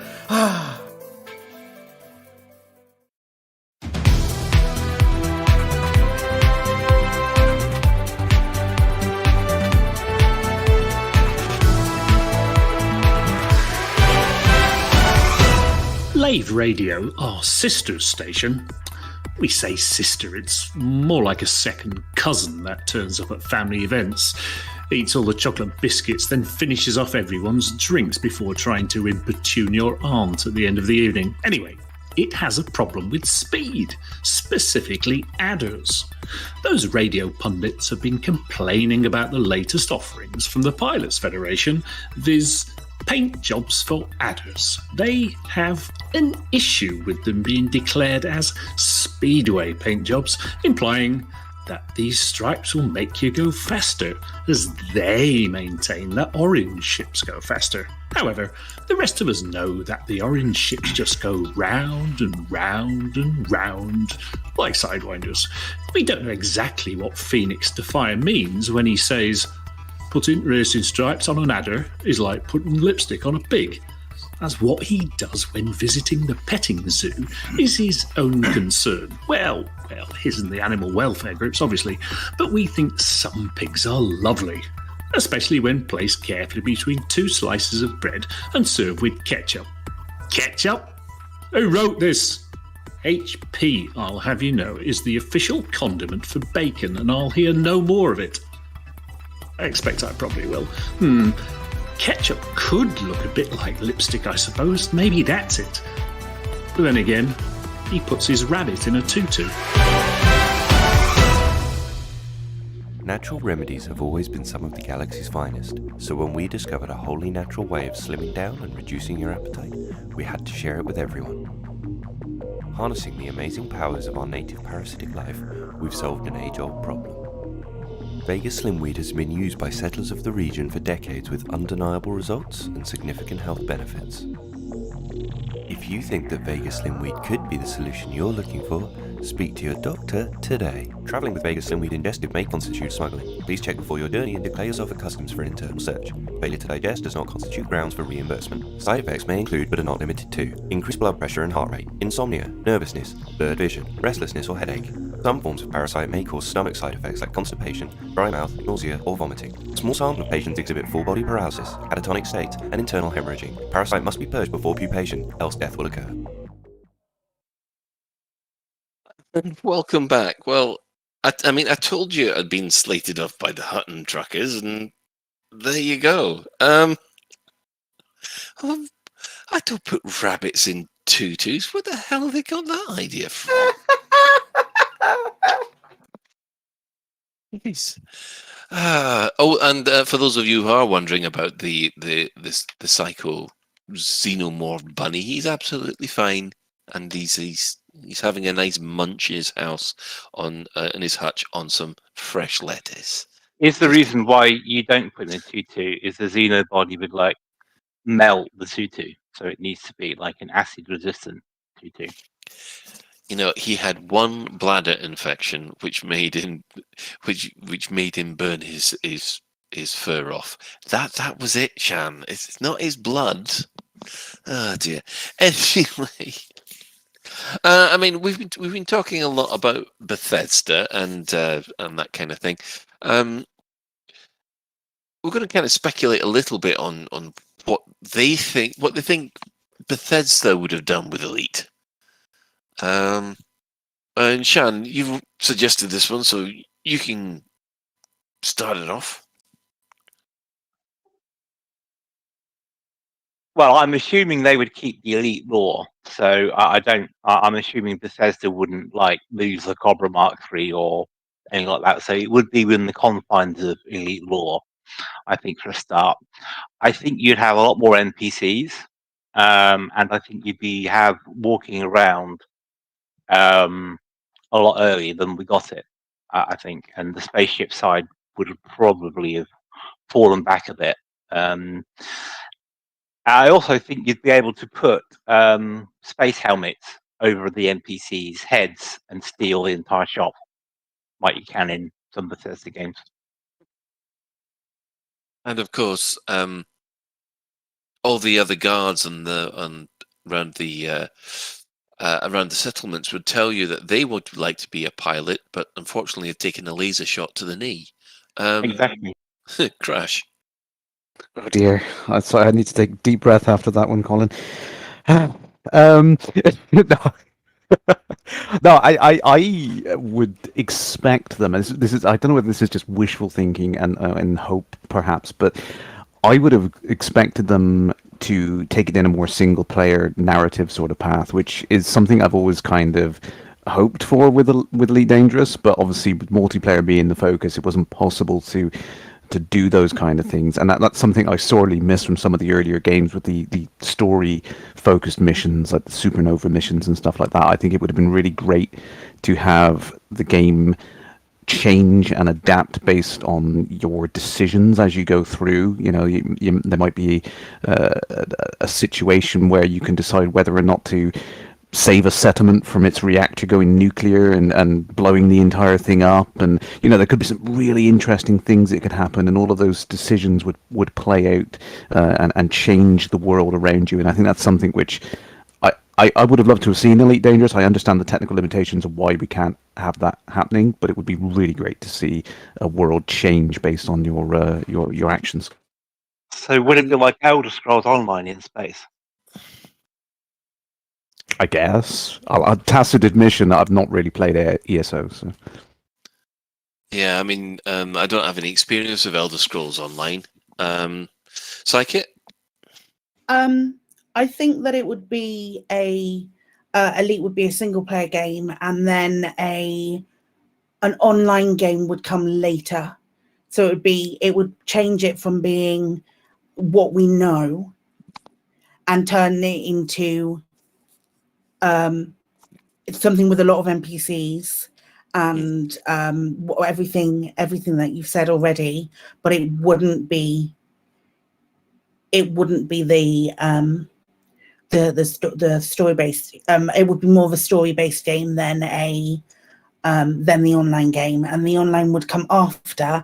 And I reckon online would probably be pretty similar to what it is now, given when Fallout 76 came out, that had limited or no NPCs. Is that right? None whatsoever.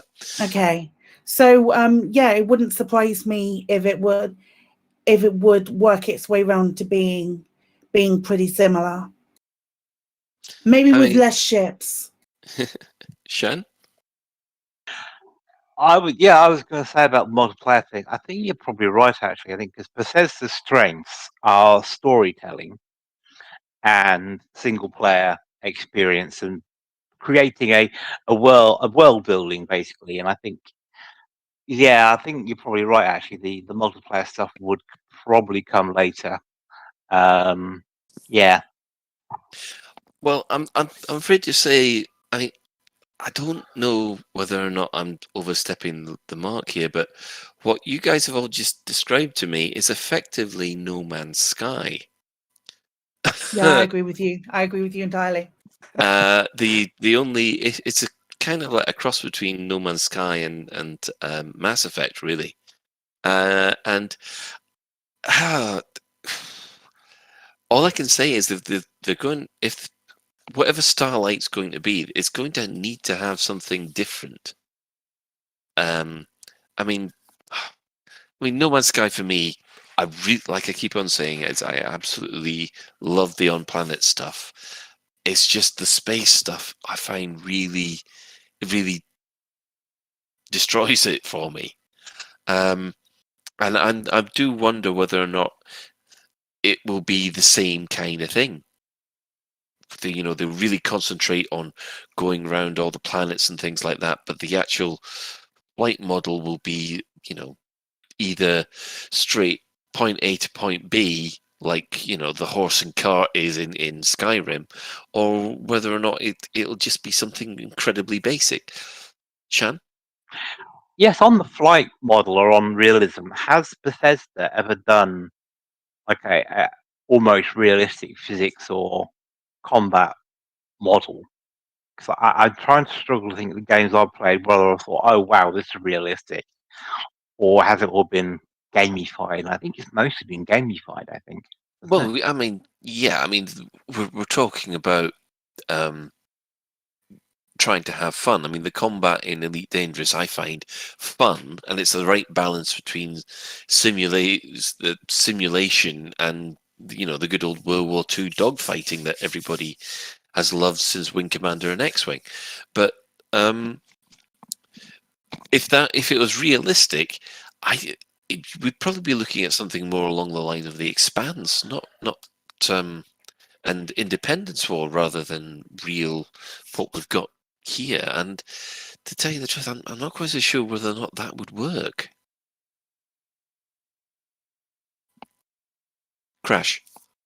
Yeah, I think the challenge that you're touching on there is the problem that Elite's got now is when you're in flight, traveling from point to point.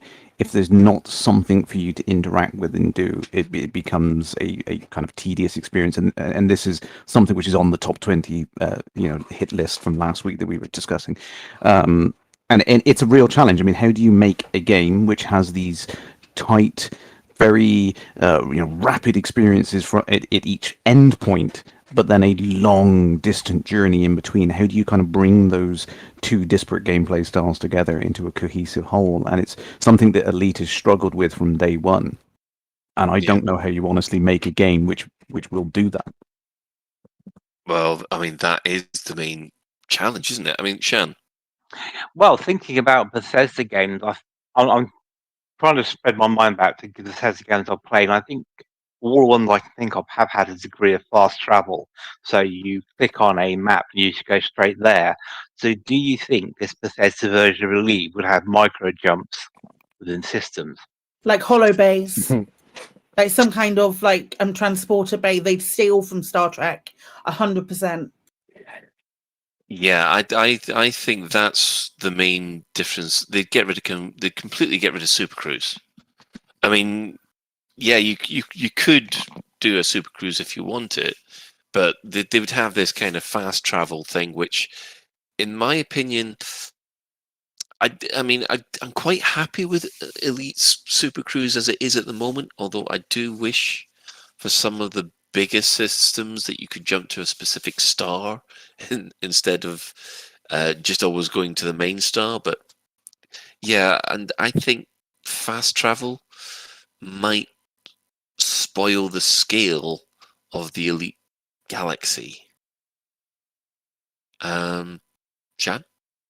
Well, I was thinking what other traits Bethesda games tend to have, and all the Elder Scrolls series, and I believe even all the Fallout ones, have all had vampires in them of some description. Playable vampires. So would you get space vampires in Bethesda Elite? I mean, what? It just basically you will lock another ship onto another one and just drain the power out of it. No, vampires. You know, like Mine up says Little Biggin. Yeah. I want to siphon your fuel. He says in a really bad half Transylvanian, half German accent. Like says, I thought Zamina Torval is a space vampire. Well, she's certainly old enough to be honest. Psychic, but fast travel. Yeah, I don't want fast travel. I don't mind the idea of being able to pick and choose which star you jump into, like which of the stars within the system. That's a really good idea. I would very much like that for those 300,000 light year journeys. That would be really, really great. Wanting it. I've been wanting that in the game since launch, but let's not talk about that. Again, please, can we have that, please? But I don't want something else to do. It's what do they always say? Elite Dangerous is at its heart still a simulation, and I don't want to do the whole fast travel thing. I disagree. I really do disagree with that being on the tracker. I don't think it has a place to be on the tracker there. But I don't know. I see I'm now getting requests. Can Colin's German speak to Colin's Yoda from last week, please? We'll see. This is a bit scary. So, do you think the Bethesda Elite would be able to do the simulation part of Elite well enough, or No. do you think that's outside of their experience? And I'd like to. You know what? I'd like them to try something a little bit different. Make sure, maybe go a little bit more harder science fiction. Does that sound weirder, Psychic? So, no. Yes, they will probably be able to get planetary simulation right. I think it's well within the scope of getting planetary simulation right and that kind of thing, and spaceflight for simulation. But I don't think that Bethesda, looking at previous games, will not have the balls to put fast travel in, not put fast travel in there. I think that's something that they definitely will do. About simulation, I'm not gonna spoil anything about this game, but I played and finished Outer Wilds this week, last week. Played and finished Outer Wilds, and then I was recommended to watch this. It is an excellent game. If you haven't played it, you must play it. It's fantastic. But if you, I would then recommend to watch a documentary about it. And every single, it's based around this solar system, and every single planet in that solar system is constantly doing its own simulation. And the documentary was fantastic, but it was this really, really small team working on simulation, spaceflight simulation, and planetary simulation, all of that sort of stuff is bread and butter and should be something that they should be able to get working relatively easily. So that essence of the simulation will be, I'm sure, would be fine, but there are other aspects like fast travel, like making something. It would, in my opinion, it would definitely be a single player game, and you would progress through the ships by unlocking them within the story, rather than just paying for a better ship when you can afford one. I think it would lose a lot of what I like to refer to as Elite's charm. Shan? Well, the other aspect, if Bethesda did Elite, is we would get Ed Lewis back. That's if he's still got an online presence, because I'm afraid to say him, dear old, I can't call him dear old Ed because I'm a lot older than him, but Ed has disappeared off the internet, which is a bit of a shame. But it would, I must admit, it would be nice to have Ed back. But yeah, it's one way. I do like this. People saying, well, how about £5 for a golden ship armor? Oh, wait. Yeah, but the thing about golden ship armor would be that you actually did pay for armor. That is microtransactions, isn't it? I didn't think horse armor in Bethesda games was actually armor. It was more of a cosmetic, wasn't it? It was. I thought it was you genuinely got armor.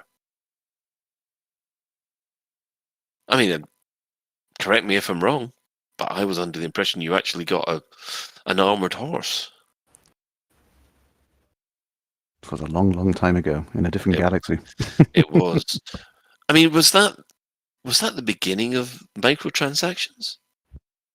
I think it was, yeah. Yeah, because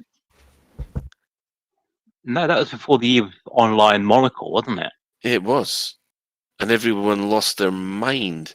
£5? £5? And it did quite well. So it seemed everybody thought, yay, we've got a new revenue stream. The first microtransaction sold by a major publisher was in 2006 when Bethesda sold horse armor. It was the very first, made as an experiment to test the market's reaction to DLC. And everyone went, nah, we're not going to have it. And they went, sure, we'll do more. Everyone else got behind it. Well, £5 back then is like £100 now, wasn't it? So, you know. £5 in 2006 is £100 now. That is quite the inflation you have going on over there. No, but actually thinking about it, it probably would be about £10 now. Oh yeah, easy. So can you imagine buying £10 worth of arcs and just getting one skin for your ship? Like now.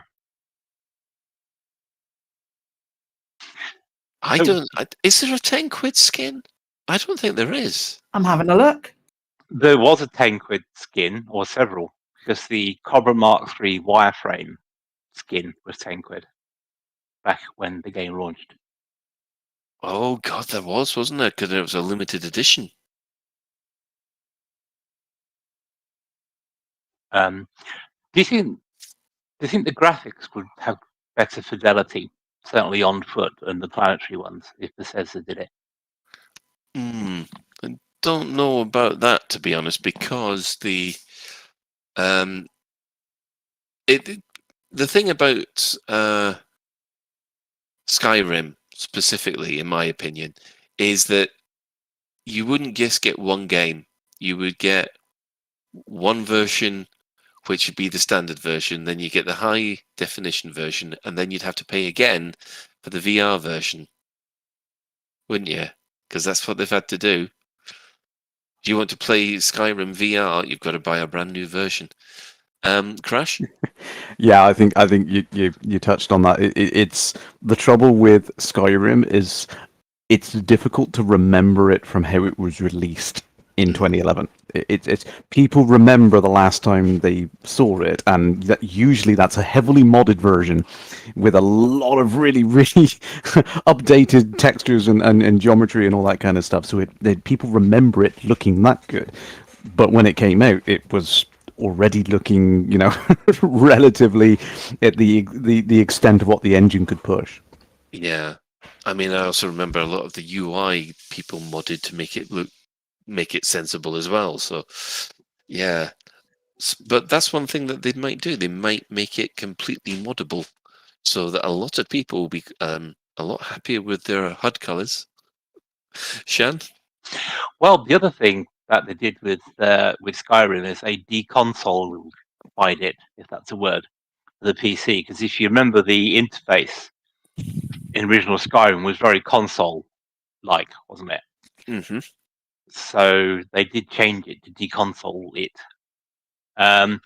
But also, you're right, because when Skyrim was first launched, as you say, it looked good in most places, but then people came along and added their own 4K textures and all sorts of stuff like that to really improve the look of it.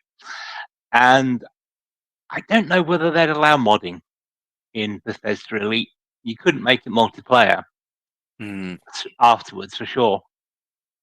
They'd probably release a whole new Elite Dangerous Online, which wouldn't be moddable. So it would be separate from the Elite Dangerous game. In the same way that they've got other things that do the same thing. Did that make sense? Yeah, I know what you mean. I mean, originally, but that's what a lot of people were planning to do with offline mode in Elite. They were planning on just sod the online game. They wanted the offline game, and they were going to try and mod it, just like the old Oolite system. I remember there was a lot of chat about that on the forums, and I suspect that's one of the reasons why we never got an offline mode. But let's not open that can of worms. Crash? Yeah, I mean, regarding mods, I mean, Chad's saying in the chat there is what about Minecraft multiplayer, and I assume that's what they're talking about. And I think the difference with that is Minecraft, when Notch put it together, at least he was very careful to make sure that both the server and the client were available for people to run.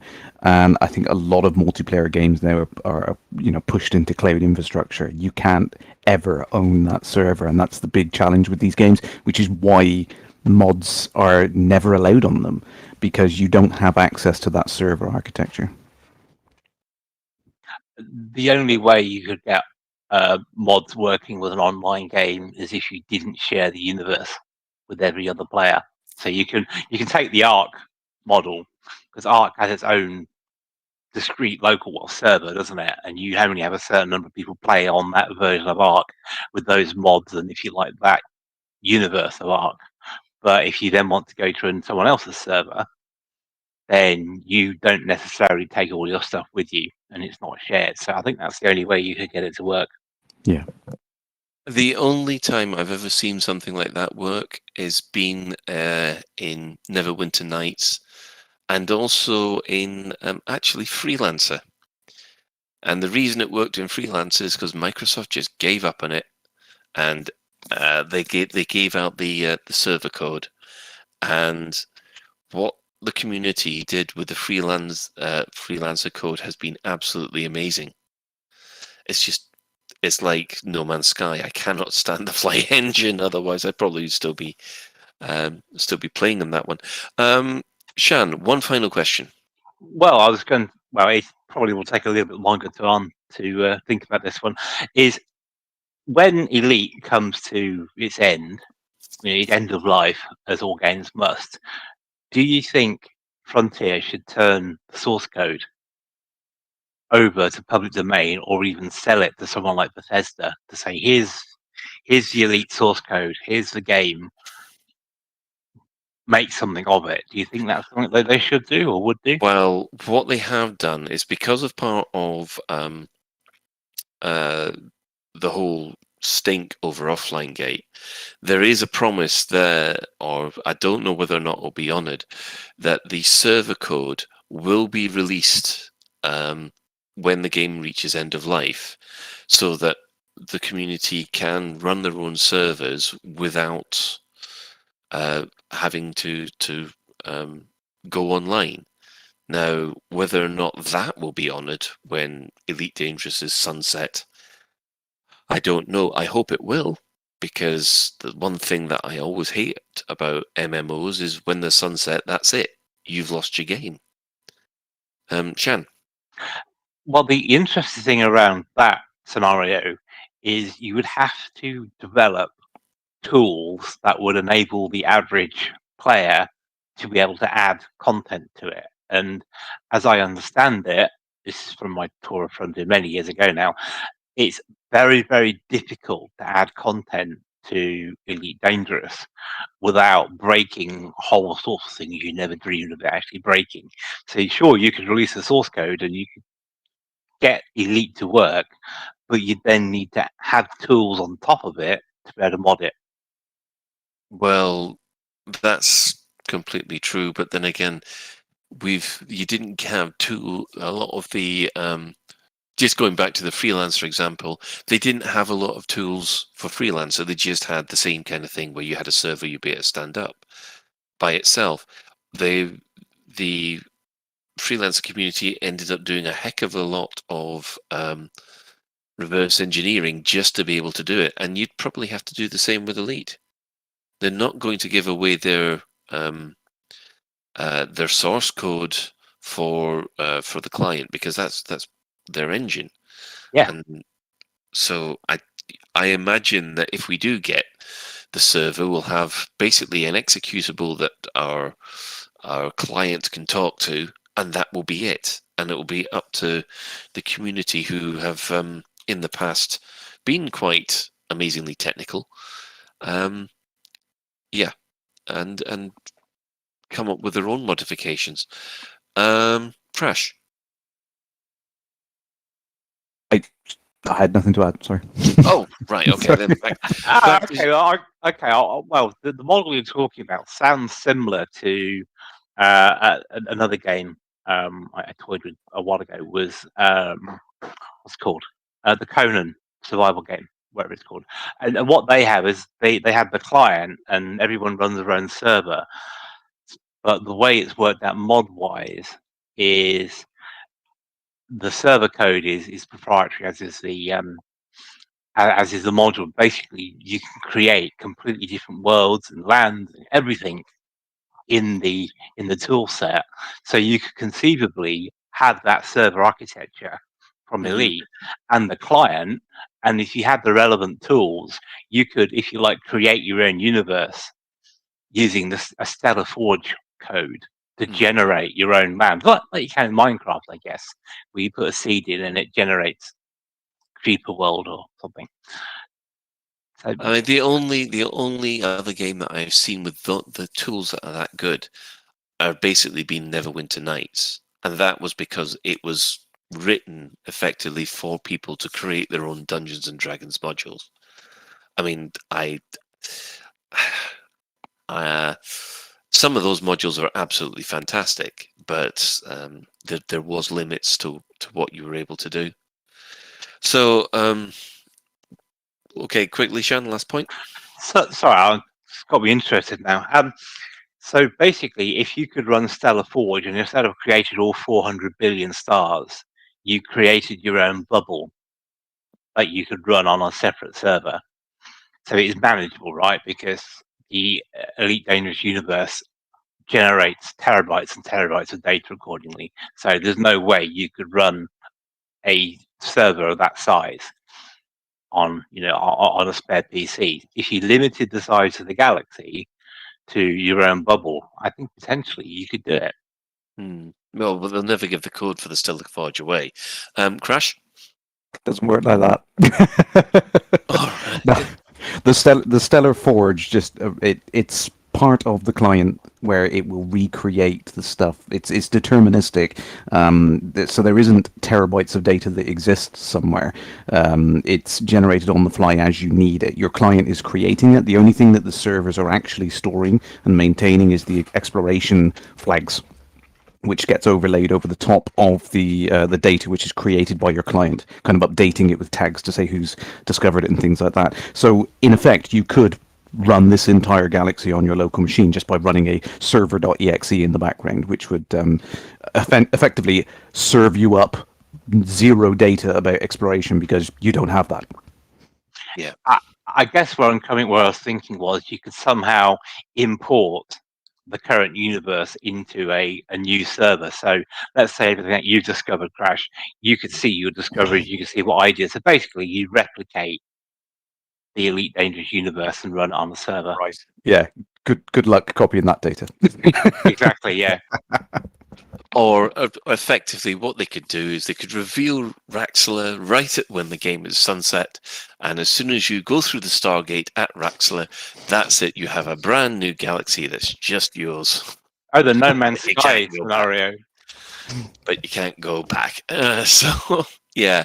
So we're going to wrap that little discussion up here and quickly go on to our mostly clueless section. Someone's removed all the Yoda stuff I was going to do. What a shame. But Nerf or Nut has put, I got it, don't worry. Someone's put it back in. Thanks. Jesus.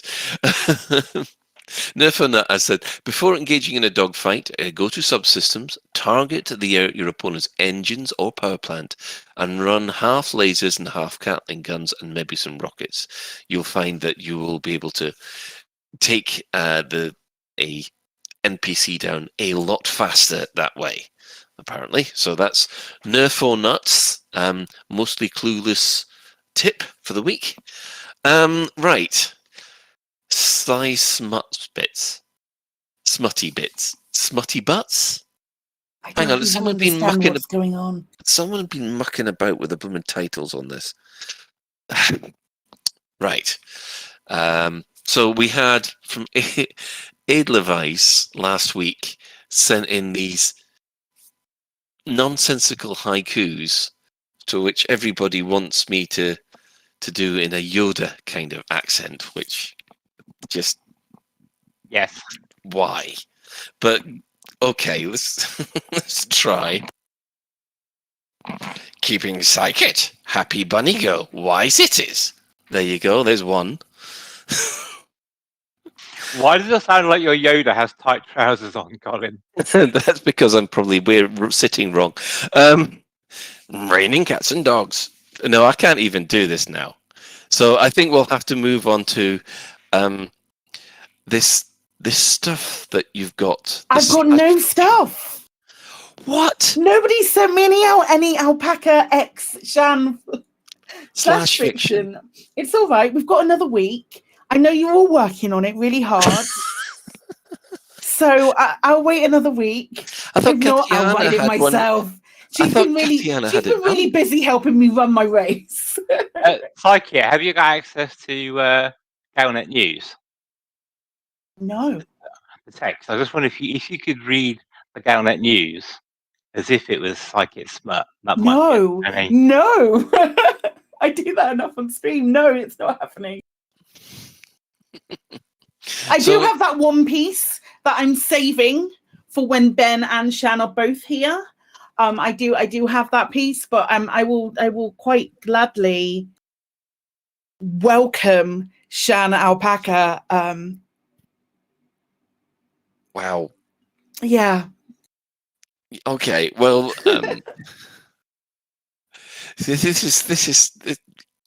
It's a hairy topic. I think we'll just move on to the community news that we've got happening at the moment. Right now, Psychic, has your race finished yet, or has it still got a few finishes on days? Sunday. Still got until Sunday. Yes, and yes, how you've managed to beat me? I know that. Not bitter about it at all. How's it actually going? Have we got a good response to it? We've had a really good response to it. Actually, it's been there's been a lot of races. Earlier I looked at it and we had like 50 submissions, which is nice and isn't at all extra work where we have to go through checking all of them. But no, it's been really fun. It's been really fun to do, and we'll definitely do another one at some point.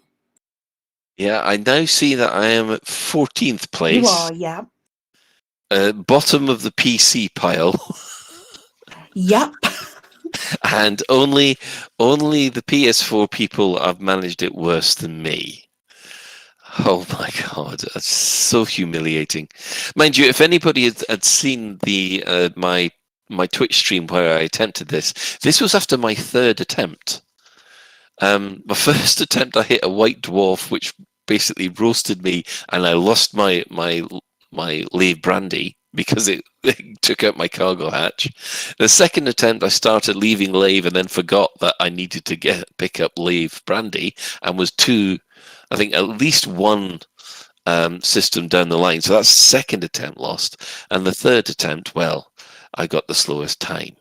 It's just on my first hauler attempt, I did something not dissimilar and got all the way to Glass Landing, and somebody in my chat said to me, "You've been overheating quite a bit. You might want to check your cargo hatch, make sure you still got, or check your cargo, make sure you still got everything." And it was gone, and I had nothing, and I was like, "Nope!" I completely rage quit. I quit out of the bit entirely. It wasn't happening. I see that someone has done some shipping. Shalpaca. Shalpaca is my new favorite thing. It's a ship name, and it's a ship.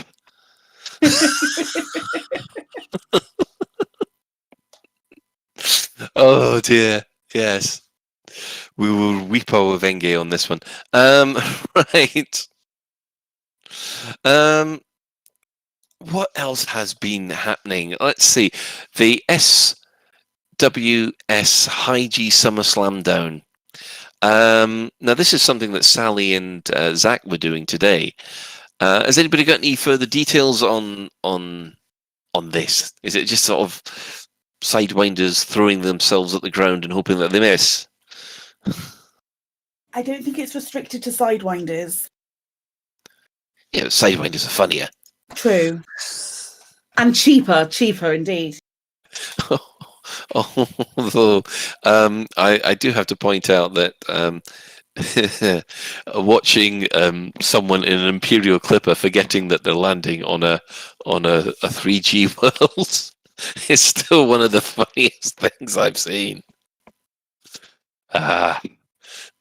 Schadenfreude right there. What if they use adders, Colin? Pardon? What if they use adders instead of sidewinders? Well, they'll get destroyed, so I'm all for it. Yeah, so it's starting at Allegrab, and the arrival system is Chi Hydri, and there's 31 waypoints.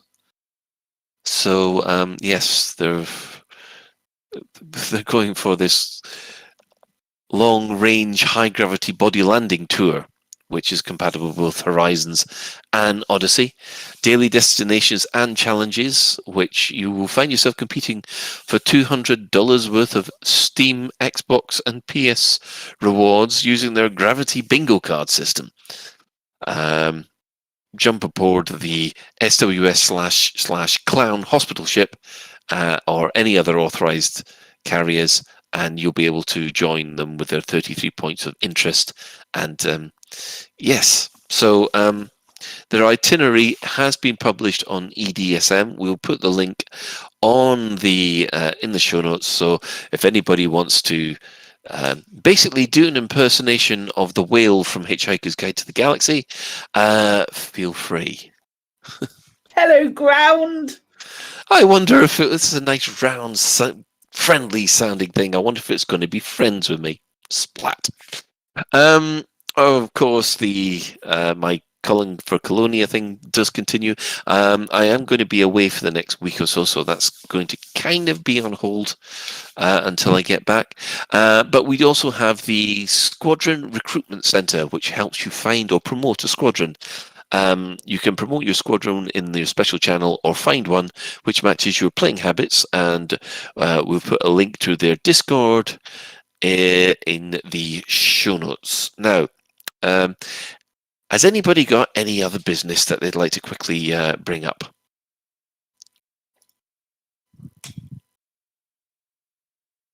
New? Okay.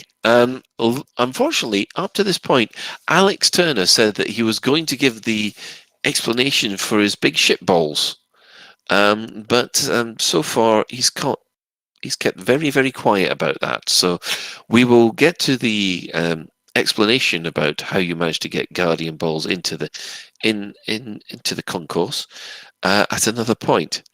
So I am going to give our usual shout outs from now on. Right. Of course, our sister station, Hutton Orbital Radio, it broadcasts on a Thursday at 8:30. You can tune in at TV, Twitch TV, Hutton Orbital Truckers, or if you want the audio, just go to radio.forthemug.com. Even though there are a bunch of Ada lovers over there, I still like them.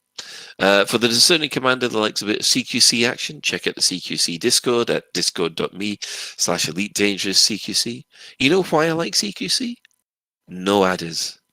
We're also giving shout outs to the following Elite Dangerous podcasts which have appeared over the last year or so.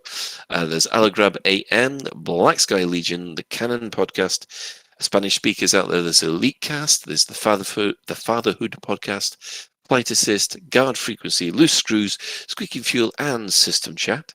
For those who want a literary discussion,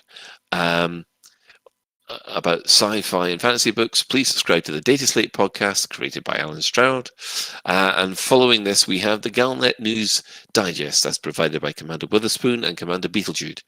And we'll like to thank everybody who's chipped in the Twitch chat and any in-game commanders which are run around by Chris.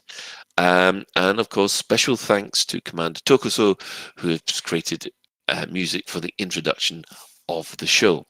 Now, that's it for another episode of Lave Radio. If you'd like to get in touch with the show, you can email info@laveradio.com, hit us up at facebook.com/laveradio, tweet us at Lave Radio, or you can go to our Discord server by going to discord.io/Lave Radio, and you can have a TeamSpeak. We also have a TeamSpeak server where commanders come out to hang out and chat, where you can find that at teamspeak.laveradio.com. Do get in touch if you have any questions or if you have anything you'd like us to discuss in a future episode. Lave Radio is recorded live on a Tuesday evening at 8:30 and streamed out at laveradio.com/live. So thanks to Shan, thanks to Crash, and thanks to Psykit, and special thanks, of course, goes to Commander Ventura for being today's tech specialist. Until next time, commanders, fly safe, which means you don't fly in an adder, and if you can't do that, fly dangerous.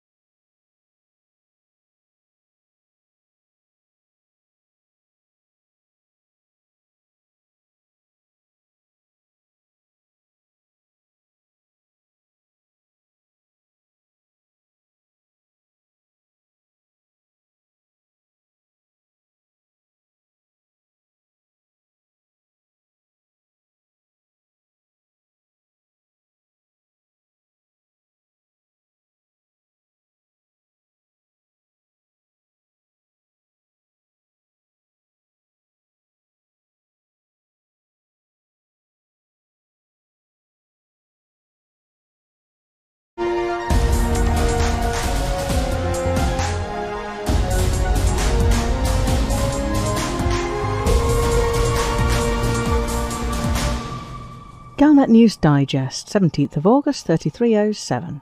We read the news so you don't have to. In this week's news, faction suspended after Torval Mustopoulos mistake. The Anti-Club Club. Galactic News Roundup.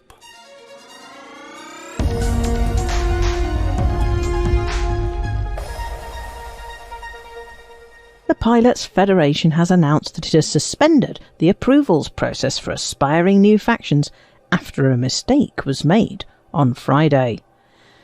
Zemina Torval's new corporation, a breakaway from the Mustopoulos Mining Corporation, was granted faction status without proper scrutiny and installed with its home system of LTT-198. Its aims were not properly scrutinised and its name is very close to that of Mustopoulos Mining. It was also installed into a system that is permit locked and that already had 6 active factions, leaving a system with 7 factions. Commander Dav Stott is reported to be patrolling Frontier Towers with a meat cleaver, and Commander Paul Crowther is in hiding. There are rumours that the faction known as Clan of LTT-198 is about to meet a nasty fate at the hands of the powers that be in the Pilots Federation to reduce the number of factions to an acceptable 6. In related news, there's concern over how the close proximity of 2 rival corporations in the same system will play out. It seems almost inevitable that there'll be some sort of clash or competition, perhaps to gain sensitive trade secrets, perhaps to build a bigger and better headquarters than the other organisation, or perhaps to fight it out to the death, because this system ain't big enough for the 2 of them.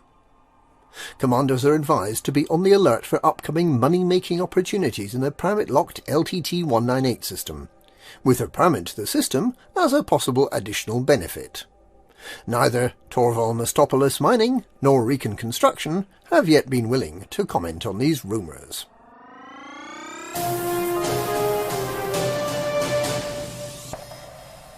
It's been more than 4 years since Senator Lady Kahina Loren was murdered, allegedly, on the orders of a secret society made up of some of the most influential people in the galaxy, the so-called Club, that also, allegedly, attempted to conceal the truth about the return of the Thargoids from the common folk in order to fulfill its utilitarian approach to ensuring humanity's survival at the expense of many millions of lives.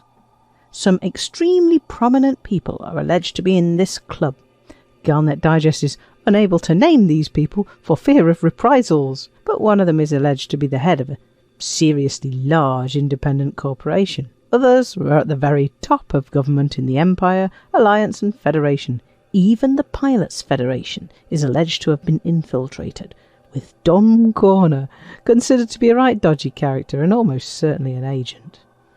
The resistance to the club started with the children of Raxler, while the last years of Loren's life were being lived out. Galnet Digest has learned that the opposition lives on in the form of an anti-club accord, a small but dedicated band of fighters who take the time to interpret galactic events, work out how these events are being manipulated by the shadowy club cabal, and then use their influence and resources to resist the seemingly unconnected happenings that have been furthering the cause of this mysterious organisation of the great and not so good. It remains to be seen whether the anti-club accord can divert the seemingly unstoppable flow of galactic political and military events that have allegedly been the doing of the club, and what the consequences of their actions may be. The resistance of independent pilots may prove crucial to the future of the galaxy.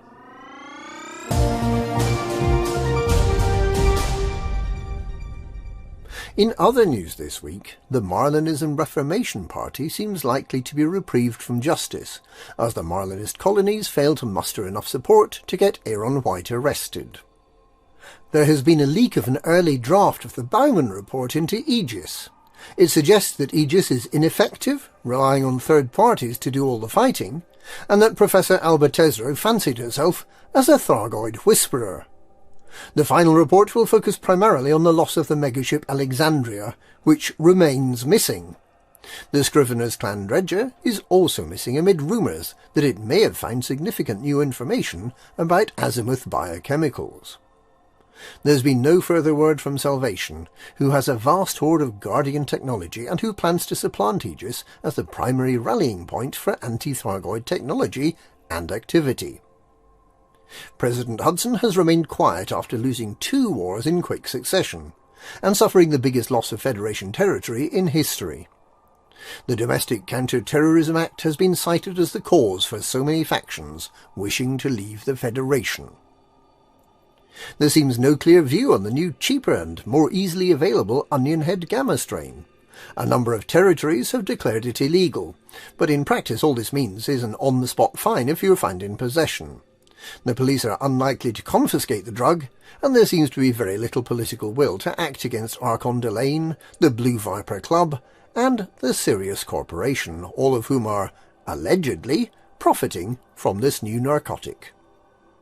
And the Fargod cult continues preparation of its 3 new megaships for their voyages of conversion, sacrifice, and transcendence. Only good can come from giving a bunch of Thargoid botherers some megaships to play with. And that's this week's Galnet News. Galnet News. We read the news so you don't have to.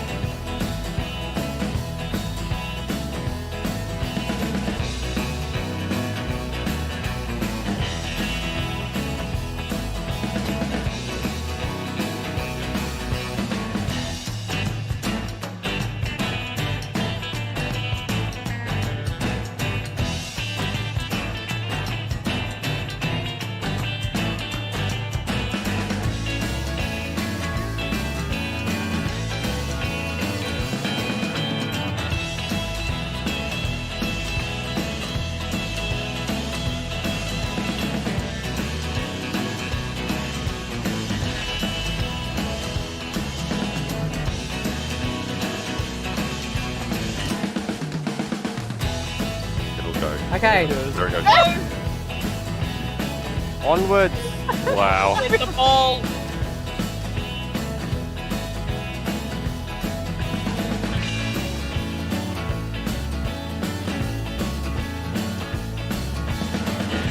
Look at them go.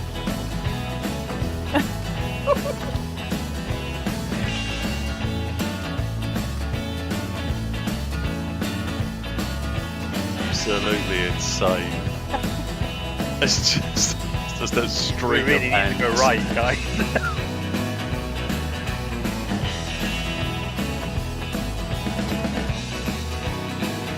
Wait, where are you guys? Continuing to go down the hill, this ball stops for no one. Get out of the way of the cripple!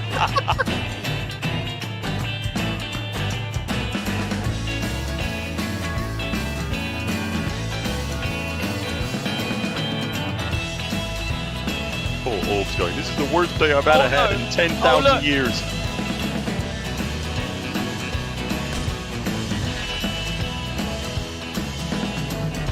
Well done, guys. Wow, man. That was quite a roll, wasn't it?